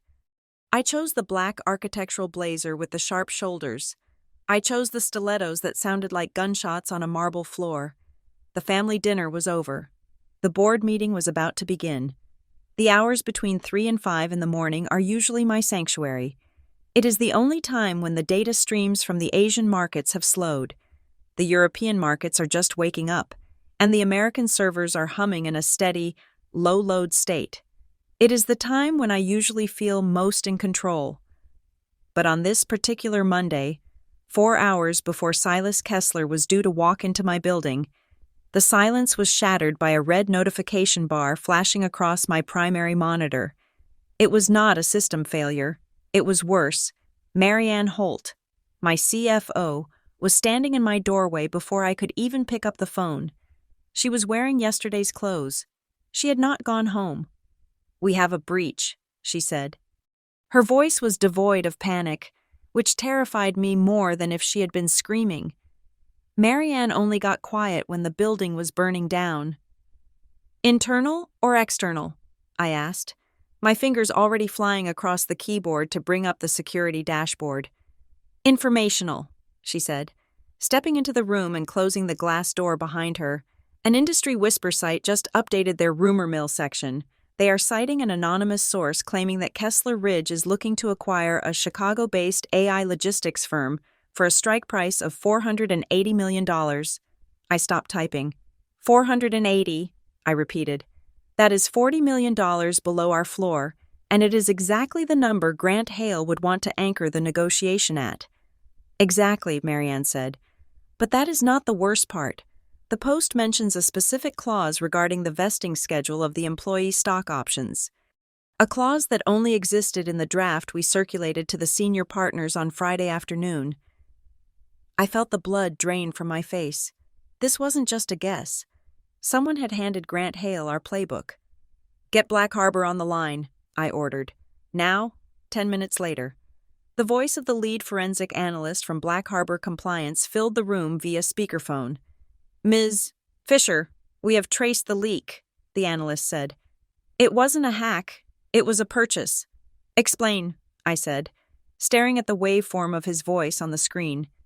"We monitored a high-frequency transfer of encrypted data from a personal device within your engineering department to a secure Dropbox server hosted in the Cayman Islands. The transfer happened at 2 a.m. Saturday. We followed the payment trail for the Dropbox account. It routes through 3 shell companies, but the ultimate beneficiary of the data packet is a consulting firm called Vector Strategy." "Vector Strategy," I said, the name tasting like bile. "That is Grant Hale's private intelligence arm." "We have confirmation," the analyst continued. "Grant Hale paid $50,000 to one of your junior analysts for the draft term sheet. He is looking for leverage. He wants to know your walkaway price." I slammed my hand down on the desk. The sound echoed like a gunshot. "Who was the analyst?" I asked. "Kevin Joe.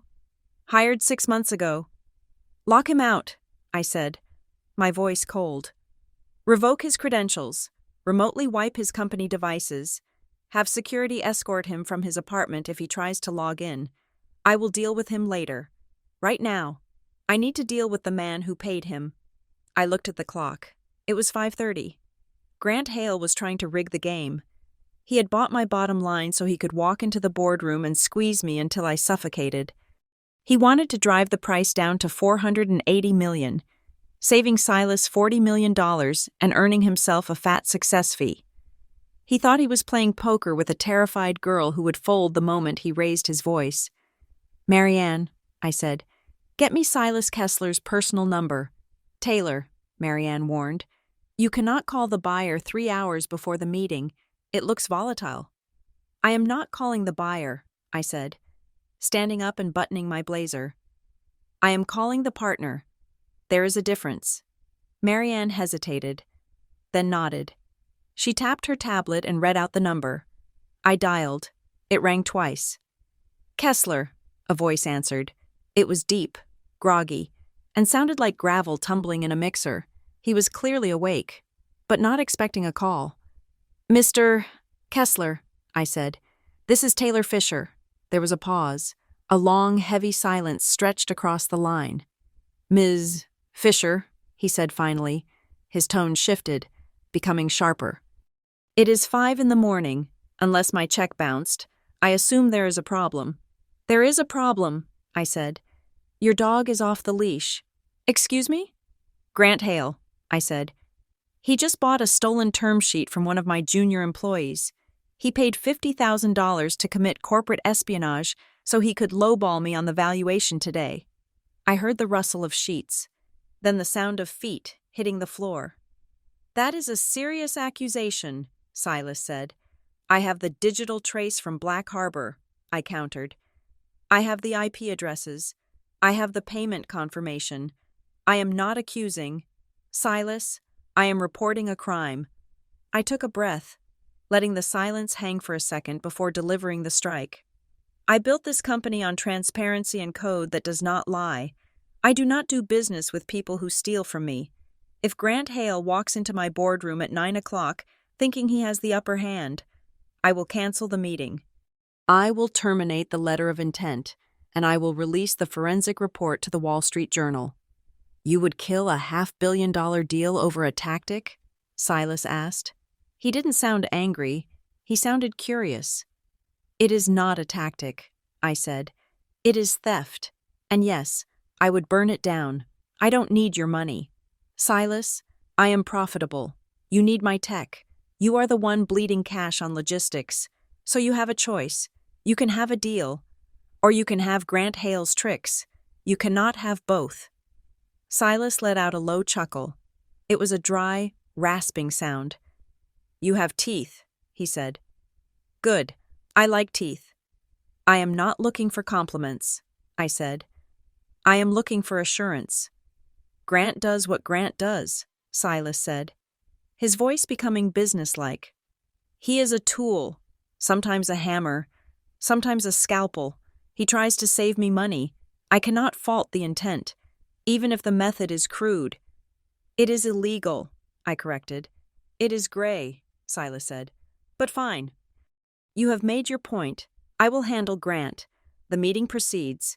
The valuation remains on the table. $520 million. If your tech works as advertised, I won't haggle over pennies. And Grant? He will be there, Silas said.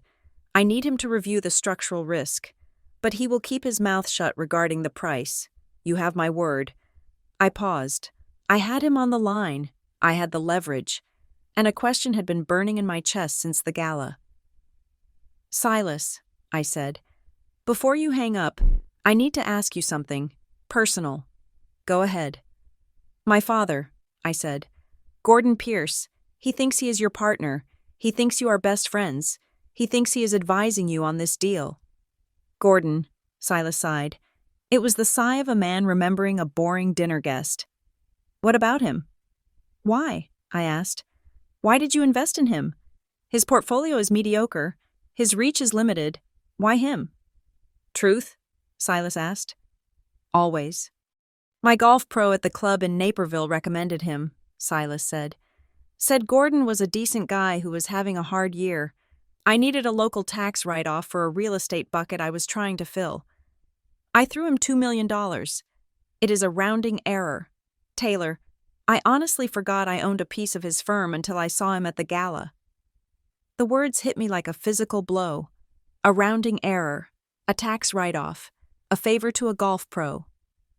My father had built an entire mythology around this relationship. He had leveraged his self-worth, his reputation, and my inheritance on the idea that he was Silas Kessler's equal, and to Silas, Gordon was just a charity case he had forgotten about. Does he know? I whispered. Does he know that is all it is? Men like Gordon never know, Silas said. They see what they want to see. He is a useful idiot. Taylor. He smiles. He shakes hands. He makes me look approachable to the local politicians. Don't read too much into it. He is harmless. Harmless. He wasn't harmless. He was dangerous. He had forged a document. He was planning to crash this meeting. I see, I said. Thank you for the honesty. See you at 9. Taylor, Silas said. And Taylor? Don't blink. The line went dead. I stood there for a moment, holding the phone. The tragedy of my father's life was suddenly so sharp, so clear. He was a man playing a role in a play where everyone else knew the lines were fake except him. But I didn't have time to mourn him. I had to survive. Mary Ann, I said, turning back to my CFO. Draft a new clause, the integrity clause. If there is any leak of confidential data, or any attempt to use illicitly obtained information during the due diligence phase, the deal terminates immediately, and Kessler Ridge pays a breakup fee of $50 million. $50 million? Marianne's eyes widened. That is a poison pill. Silas will never sign that. He will sign it, I said. I just caught his attack dog stealing. He owes me. Put it in, and add a provision that Grant Hale is personally liable for any breach of the NDA. Done. And one more thing, I said, walking to the intercom. Security. Yes, Ms. Fisher? The head of security answered. I want a containment team on standby in the lobby. There is a possibility of a domestic disturbance. Domestic, ma'am? My father, I said. Gordon Pierce. He might try to enter the building, as I instructed yesterday. Let him into the boardroom, but if he becomes belligerent, or if he refuses to leave when ordered, I want you ready to remove him, quietly. No press, no photos. Understood. I sat down in my chair. The sun was fully up now. The sky was a hard, brilliant blue. I felt a vibration in my pocket. It was a text message. I looked at the screen. It was from Gordon. Good morning. Taylor, I know you're probably sleeping in, but big day for the family. I am heading downtown, going to make some magic happen. You really should have come to dinner. You might have learned something about how the world works. Tomorrow. You should know your place. I stared at the words. Know your place. He was coming. He was driving down the highway right now, practicing his speech, adjusting his tie.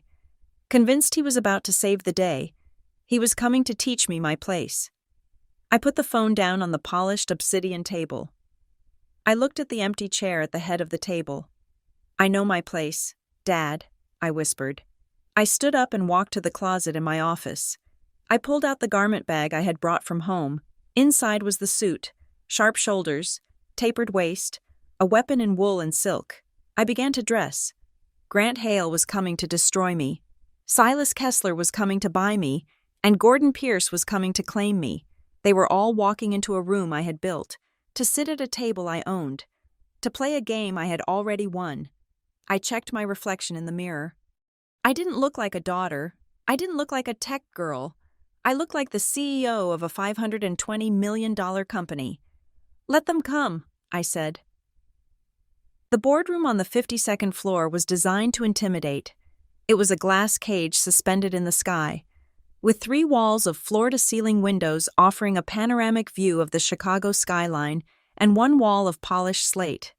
At the center sat a table made of a single slab of black walnut, long enough to land a small aircraft on. At 9 o'clock sharp, I walked through the double doors. I did not rush. I moved with the hydraulic precision of the machinery my company built. I walked to the head of the table, pulled out the high-backed leather chair, and sat down. In front of me, placed with geometric exactitude by my assistant, was a heavy crystal nameplate.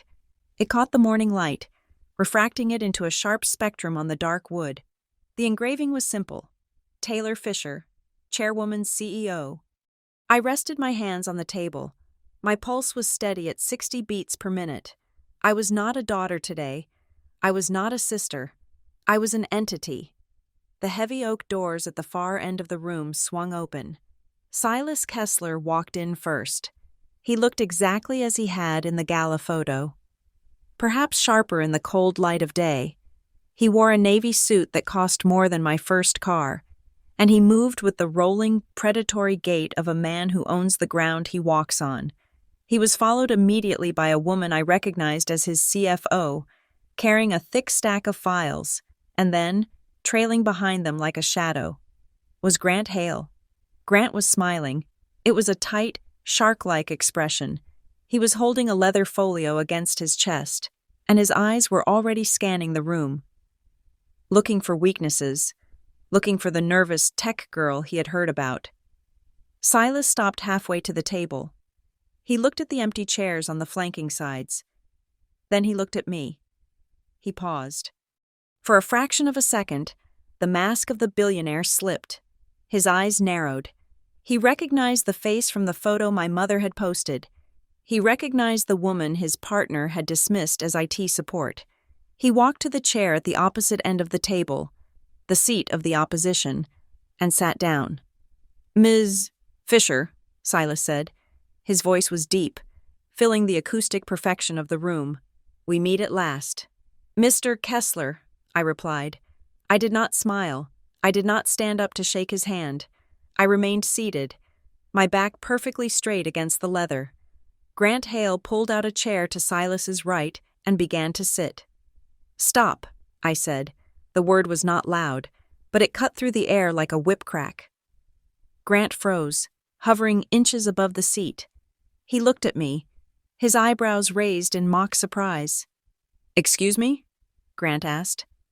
"You are not on the manifest, Mr. Hale," I said, my voice cool and bored. "This is a closed session for principals and officers. You are an external advisor.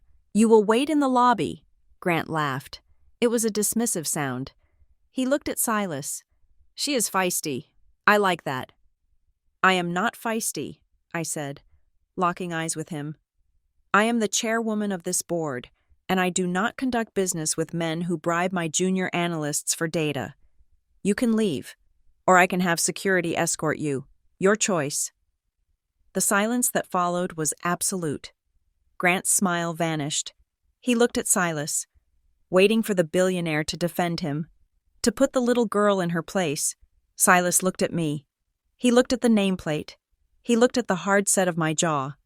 He was doing the math. "Sit down, Grant," Silas said quietly, but he wasn't talking to Grant. He was looking at me. "Ms. Fisher is right about the protocol, but since you are here, and since I am paying for your time, you will sit, but you will not speak unless I ask you for a figure. Is that acceptable? Ms. Fisher?" It was a concession. A small one, but a concession nonetheless. "He can sit," I said, "but if he speaks out of turn, the meeting ends." Silas nodded once. He leaned forward, clasping his hands on the table. He studied me with a new intensity. It wasn't the look of a buyer anymore. It was the look of a man trying to solve a riddle. "Fisher," Silas said, testing the name. "Not Pierce." "Fisher is my name," I said. "Fluxspan is my company. My father's surname is his own business." "Gordon Pierce," Silas said softly. The realization was washing over him, the awkwardness of the gala, the way my father had brushed me off, the interesting discrepancy between the father's bragging and the daughter's reality. "He is your father." "Biologically, yes," I said, opening my binder. "Professionally, he is a stranger, and he is irrelevant to this transaction. Shall we begin?" Silas opened his mouth to speak, but before he could utter a word, the main doors to the boardroom didn't just open, they flew open. "Gentlemen, sorry I am late," the voice boomed through the room, filled with a terrifying, jovial confidence. I did not turn around. I didn't need to. I knew the sound of those footsteps. I knew the smell of that cologne. Gordon Pierce strode into the room. He was wearing his best suit, a pinstripe number that was 10 years out of date. He was carrying a bottle of Macallan 25 in one hand and a leather briefcase in the other. He was beaming, his face flushed with the thrill of crashing the big leagues. "Traffic on the Kennedy was a nightmare," Gordon announced, walking straight toward Silas, oblivious to the atmosphere in the room. "But I made it. Silas, good to see you. I thought I would bring a little something to toast the occasion. I know how dry these legal meetings can get." He reached the table. He set the bottle down with a heavy thud right next to Silas's hand. Silas did not move. He did not look at the bottle. He stared up at my father with an expression of profound, icy confusion. "Gordon?" Silas asked. "What are you doing here?" "I am here to help."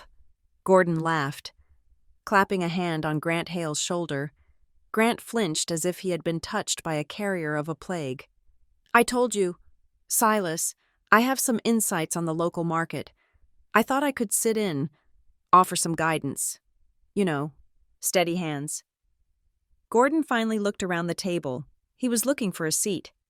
"So," he rubbed his hands together, "where is the other side? Where are the tech people you are buying?" He looked at the empty chairs. Then he looked at the head of the table. He saw the back of the high leather chair. He saw the person sitting in it. I slowly swiveled the chair around to face him. Gordon froze. His mouth was still half open in a smile, but his eyes went dead. He blinked. Once, twice, as if his brain was refusing to process the visual input. He looked at me. He looked at the suit, the sharp black armor.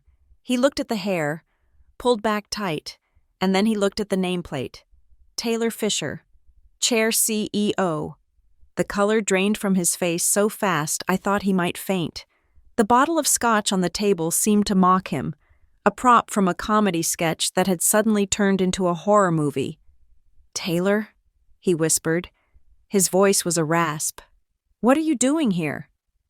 He looked at Silas, then back at me, searching for a logical explanation that fit his worldview. "Did you bring the coffee?" he asked. It was a reflex, a desperate, subconscious attempt to put me back in the box where I belonged. "Is your boss here?" The silence in the room was heavy enough to crush a diamond. Silas closed his eyes for a brief moment, a gesture of supreme irritation. Grant Hale looked from me to Gordon, his eyes widening as he realized the spectacle unfolding before him. I leaned back in my chair. I didn't raise my voice. I didn't need to. "No, Dad," I said. "I didn't bring the coffee." "Then why are you sitting there?" Gordon sputtered, his face turning a patchy red. "Get up. This is Silas's meeting. You are embarrassing me. Get up before you get fired." "Gordon," Silas said. His voice was low, dangerous. "Stop." "No, Silas, I am sorry." Gordon rushed to apologize, turning to the billionaire. "She is confused. She does some IT work. She probably thought the room was empty. Taylor, get up, now." "Dad," I said again. This time, I put steel into the word. "Look at the nameplate." Gordon looked down. He read the words, Chair CEO. He shook his head. "I don't understand." "You are in my meeting," I said, enunciating every syllable. "This is my building. This is my table. And I didn't invite you." Gordon took a step back. He looked like he had been punched in the gut. "You?" he choked out. "You are Fluxspan?" "I founded it 10 years ago," I said. "While you were telling your friends I was finding myself, I was building the company that is about to save your partner's logistics network." Gordon looked at Silas. "Did you know this?" Silas looked at my father with a gaze that could have frozen the Chicago River. "I found out 5 minutes ago," Silas said. "Which brings me to a question. Gordon, if your daughter owns the company I'm buying, why did you tell me she was a server mechanic?" Gordon opened and closed his mouth like a fish on a dock. "I didn't know. She never said she keeps secrets. She is difficult." "I am not difficult," I said. "I am successful. There is a difference." "Well," Grant Hale suddenly spoke up. He saw an opening. He saw a fractured dynamic he could exploit. He reached into his leather folio and pulled out a document. "This is certainly awkward, but perhaps it explains this." He slid a piece of paper across the table toward Silas. "We received this yesterday," Grant said, a smug smile returning to his face. "It is a letter of intent from Fluxspan to lease 5 floors in the Sterling Building, a building owned by Pierce Meridian." Grant looked at me, his eyes gleaming. "Conflict of interest," Grant declared. "You are funneling company funds to your father's failing real estate firm. You are using the acquisition capital to bail out your family. That is a material breach of fiduciary duty. Ms. Fisher, we can use this to drive the valuation down, way down." Gordon looked at the paper. Hope flared in his eyes. He thought he was saved. He thought his lie was going to work. "Yes," Gordon said, latching onto the lifeline. "Yes, exactly. We have a deal. Taylor agreed to it. It is all legitimate business." I looked at the paper. I didn't even pick it up. "Marianne," I said. My CFO stood up. She walked over to the whiteboard on the wall and pressed a button. A projection screen descended.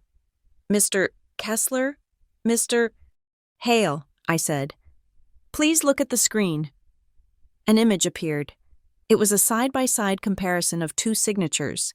On the left was the signature on the letter of intent. On the right was my signature on the ND. A Silas had signed 3 weeks ago. The signature on the left is a forgery, I said calmly. It matches a style I haven't used in 8 years. Furthermore, we ran a forensic trace on the document metadata. The slide changed. It showed a timestamp and an IP address. The document was created on Saturday afternoon, I continued. From a computer located at Pierce Meridian Property Partners. The user login was J_Miller, a former employee of my father. The email was sent from my father's private server. I looked at Grant Hale. You received a forged document, I said, and instead of verifying it during due diligence, you brought it here to blackmail me. That is negligence. Mr. Hale. I turned my gaze to my father. Gordon was trembling. The hope had vanished, replaced by the terrified realization that he had walked into a trap of his own making. That is fraud, Dad, I said. Bank fraud, wire fraud, and since you sent it to a federal institution to secure a loan, you are looking at federal prison time. The room was silent. The only sound was the hum of the air conditioning. Gordon looked at Silas, his eyes pleading. Silas, it was just a placeholder. I was going to ask her. I knew she would say yes. We are family. Silas Kessler stood up. He didn't look at me. He looked at Gordon Pierce. He looked at the man he had played golf with, the man he had laughed with, the man he had used as a prop. Silas picked up the bottle of Macallan 25. He looked at the label for a second, then set it back down with a definitive clink. Gordon, Silas said. His voice was quiet, polite, and absolutely lethal. You told me you were a player. You told me you had the city wired. I do? Gordon stammered. I do? No, Silas said. You don't. You just forged a document to defraud a bank and tried to implicate my company in the mess. And you did it to your own daughter. Silas leaned in close to my father. I invested $2 million in your firm, Silas said. Consider it a loss. I am writing it off as of this morning.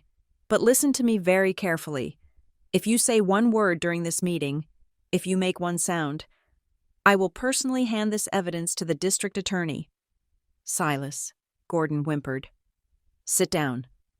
Silas ordered. In the corner, away from the table. You are not a consultant. You are a spectator to your own funeral. Gordon looked at me. He wanted me to save him. He wanted the daughter he had dismissed to step in and fix it. I looked at him. I felt nothing. No anger. No pity. Just the cool detachment of a CEO dealing with a redundant asset. Do as he says, Dad, I said. Sit down. Gordon Pierce, the man who had told me I wasn't classy enough for his gala, slumped. He walked to the far corner of the room and sat on a small chair designed for taking notes. He looked small. He looked gray. I turned back to the table. Grant Hale was pale. He had lost his leverage. He had been caught holding a forgery. I looked at Silas. Now, I said, opening my binder to the first page. Regarding the valuation, the price is $520 million, and in light of the attempted blackmail by your advisor and the fraud committed by your partner, I am adding a new clause. Silas sat down. He adjusted his cufflinks. He looked at me with something that looked a lot like respect. What is the clause? Silas asked. A penalty, I said. For wasting my time. We are adding $10 million to the cash component of the deal. Take it or leave it. Silas didn't blink. He didn't look at Grant. He didn't look at Gordon. He looked at me. Agreed, Silas said. I picked up my pen. Then let's sign. The ink on the signature page was still wet when Silas Kessler looked up from the mahogany table. The room was quiet, stripped of the shouting and the posturing that had filled it only minutes before. My father, Gordon Pierce, was no longer in the room. I had asked security to escort him to a private waiting area down the hall, not to punish him, but because business required a vacuum of emotion, and Gordon was nothing but raw, exposed nerve. Silas handed the pen back to his chief financial officer. He turned his chair slightly to face me, and for the first time, his expression was entirely unmasked. There was no charm, no calculated boredom, just the hard, metallic look of a man assessing a peer.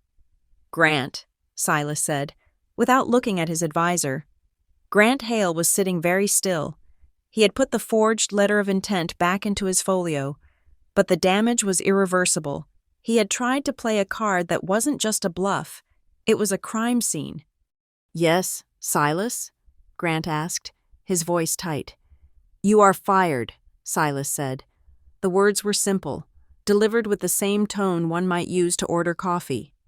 "You purchased stolen data from a junior analyst to manipulate the price. That was risky, but then you walked into this room and tried to blackmail the chairwoman with a document you didn't vet. That is not risky, Grant. That is amateur." "Silas, listen," Grant started, shifting in his seat. "I was trying to protect your downside. The father is a fool," Silas cut him off. "But you are supposed to be the smartest man in the room. You failed. Pack your things. You are off the deal, and you are off the retainer. If I see you in the lobby in 5 minutes, I will have you arrested for corporate espionage alongside the analyst you bribed." Grant stood up. He looked at me, his eyes full of venom, but he said nothing. He knew the rules of the game. He had swung at the king and missed. He walked out of the room, the heavy door clicking shut behind him with a finality that felt like a gavel striking soundboard. Silas turned back to me. "Now," he said, "about the penalty.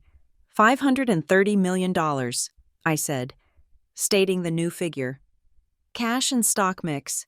FluxSpan retains full autonomy over the codebase. I remain chairwoman and chief executive officer. You get 1 seat on the board. Silas, just 1. And you do not get veto power over product roadmap." Silas nodded slowly. "Accepted. And the integrity clause," I added. "If there is any further interference from your side, leaks, pressure, or unauthorized audits, the breakup fee is $50 million. You drive a hard bargain. Taylor," Silas said, a ghost of a smile touching his lips. "I see why your company is worth $500 million. It is worth more," I said, closing my binder. "You are getting a discount because I like your distribution network." We shook hands. It was a firm, dry grip. It was the handshake of 2 people who understood that the only currency that matters is leverage. The meeting adjourned at 11 o'clock. As the lawyers began to pack up their briefcases, Silas walked over to the window. He looked down at the city, the same view my father had tried to claim as his own. "I am pulling the funding from Pierce Meridian," Silas said quietly. He didn't look at me. "I cannot have a partner who forges documents. It is a compliance nightmare. The $2 million is gone. I am notifying the bank regarding his loan application for the Sterling building as well. I have a duty to report the fraud." "I understand," I said. I felt a pang of something. Not guilt, but a heavy, dull sadness. "He leveraged everything on your name." "Silas." "Then he shouldn't have used my name." Silas turned to face me. "He is your father. Taylor, do you want me to spare him? I can simply withdraw quietly. The bank will still reject the loan when they realize the tenant lease is fake, but he might avoid prison." I looked at the city. I looked at the cars moving like blood cells. "Withdraw the funding," I said. "Report the fraud to the bank, but do not press charges for the forgery unless the bank insists. Let the system handle him. I will not save him, but I will not be the one who handcuffs him." "Fair," Silas said. "You are a better daughter than he deserves." "I am not doing it for him," I said. "I am doing it so I do not have to visit him in federal prison on Sundays." Silas left. I sat alone in the boardroom for 10 minutes. Then, I picked up my phone. I called Gordon. He answered on the first ring. He was still in the building, sitting in the waiting room where security had parked him. "Taylor," he hissed, his voice trembling with a mix of rage and terror. "What is happening?" Silas walked past me. He didn't even look at me. He just walked into the elevator. "What did you say to him?" "I closed the deal." "Dad," I said, "FluxSpan is acquiring the logistics division of Kessler Ridge. The transaction is valued at $530 million. There was silence on the line. I could hear his breathing, ragged and shallow. 500, he trailed off. And what about me? What about the building? Did you tell him about the lease? Did you fix it? Silas has terminated his partnership with Pierce Meridian, I said clearly. He is pulling his investment, and he is notifying Regional Trust that the letter of intent you submitted is fraudulent. You let him do that? Gordon screamed. The sound distorted the speaker. You let him destroy me? I am your father. You are supposed to support the family. You humiliated me in there. I did not humiliate you, I said, my voice steady.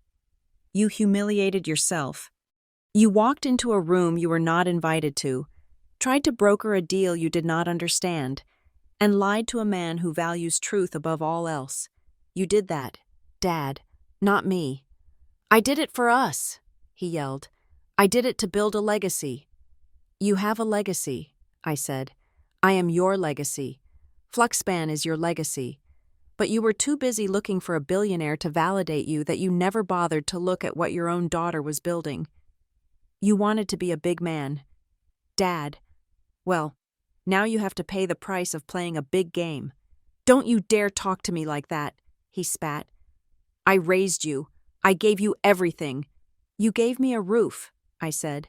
And then you told me to stay under it. I chose to walk out. Go home, Dad. The deal for the Sterling building is dead. You need to call your lawyers before the bank calls the police. I hung up. I blocked his number for the rest of the day. At 1 o'clock, the press release went out. Fluxspan AI acquires Kessler Ridge Logistics Infrastructure in historic $530 million deal. The news cycle was instantaneous. My phone lit up like a Christmas tree.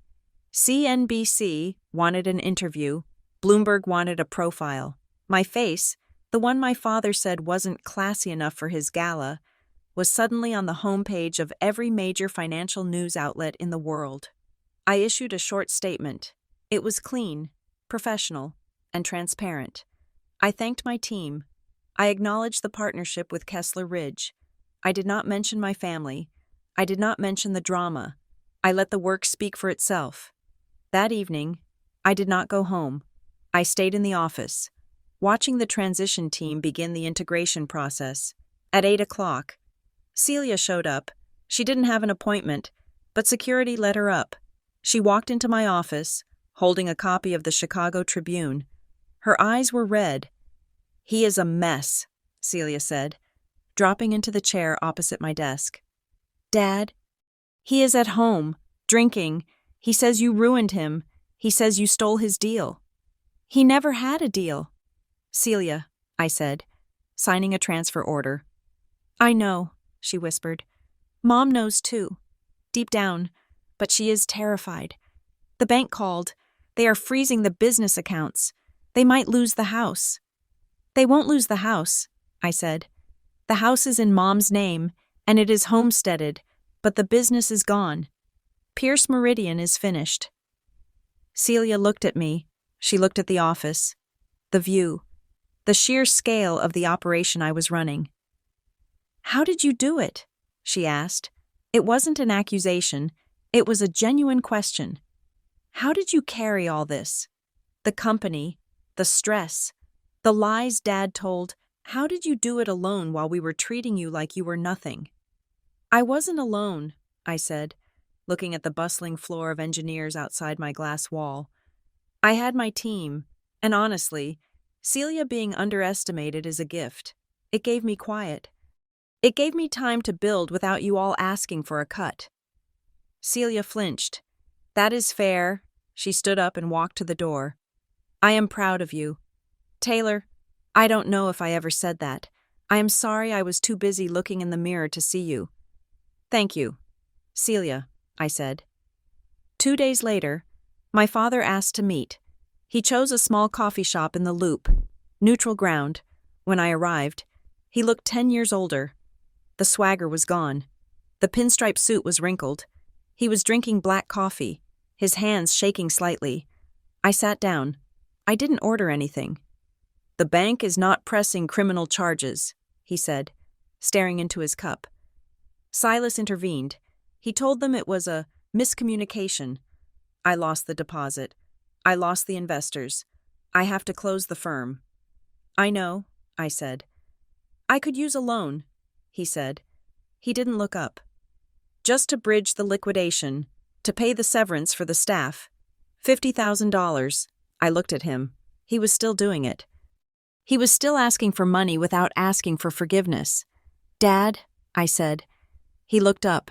His eyes were watery, bloodshot. Tell me what FluxSpan does, I said. He blinked. What? My company, I said. The one you tried to use as collateral, the one that just made $500 million. Tell me what we do. Specifically, don't say tech or computers. Tell me what problem we solve. He opened his mouth. He looked for the words. He grasped at the air.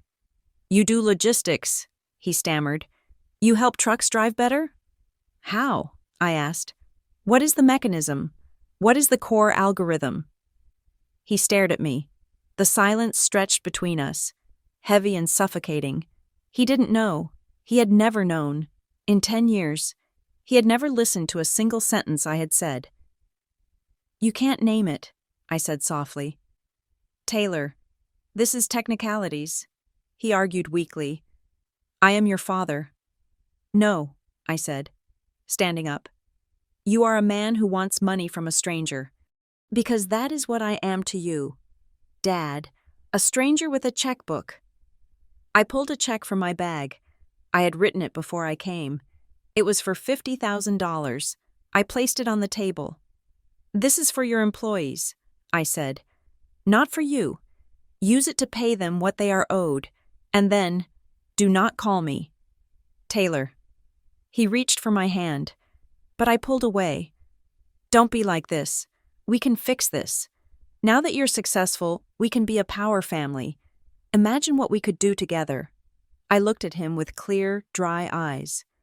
We are not a power family, Dad, I said. I am a power. You are a liability. If you want to be in my life, you need to learn who I actually am, not the version of me you invented to make yourself feel better. And if I can't? He asked, his voice cracking. Then you can read about me in the news, I said. I turned and walked out of the coffee shop.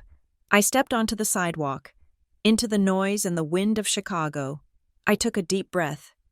The air tasted of exhaust and winter and ozone. It tasted like freedom. I checked my watch. It was 2:00. I had a strategy meeting with the new logistics division at 2:30. I had a company to run. I had a world to build. My father was sitting in a cafe, mourning a fantasy. I was walking back to my reality. I hailed a cab. FluxSpan headquarters, I told the driver. The big glass tower? He asked, looking in the rearview mirror. I heard about that big deal on the radio. Lady running it must be tough as nails. I smiled. It was a real smile this time. She is, I said. She really is.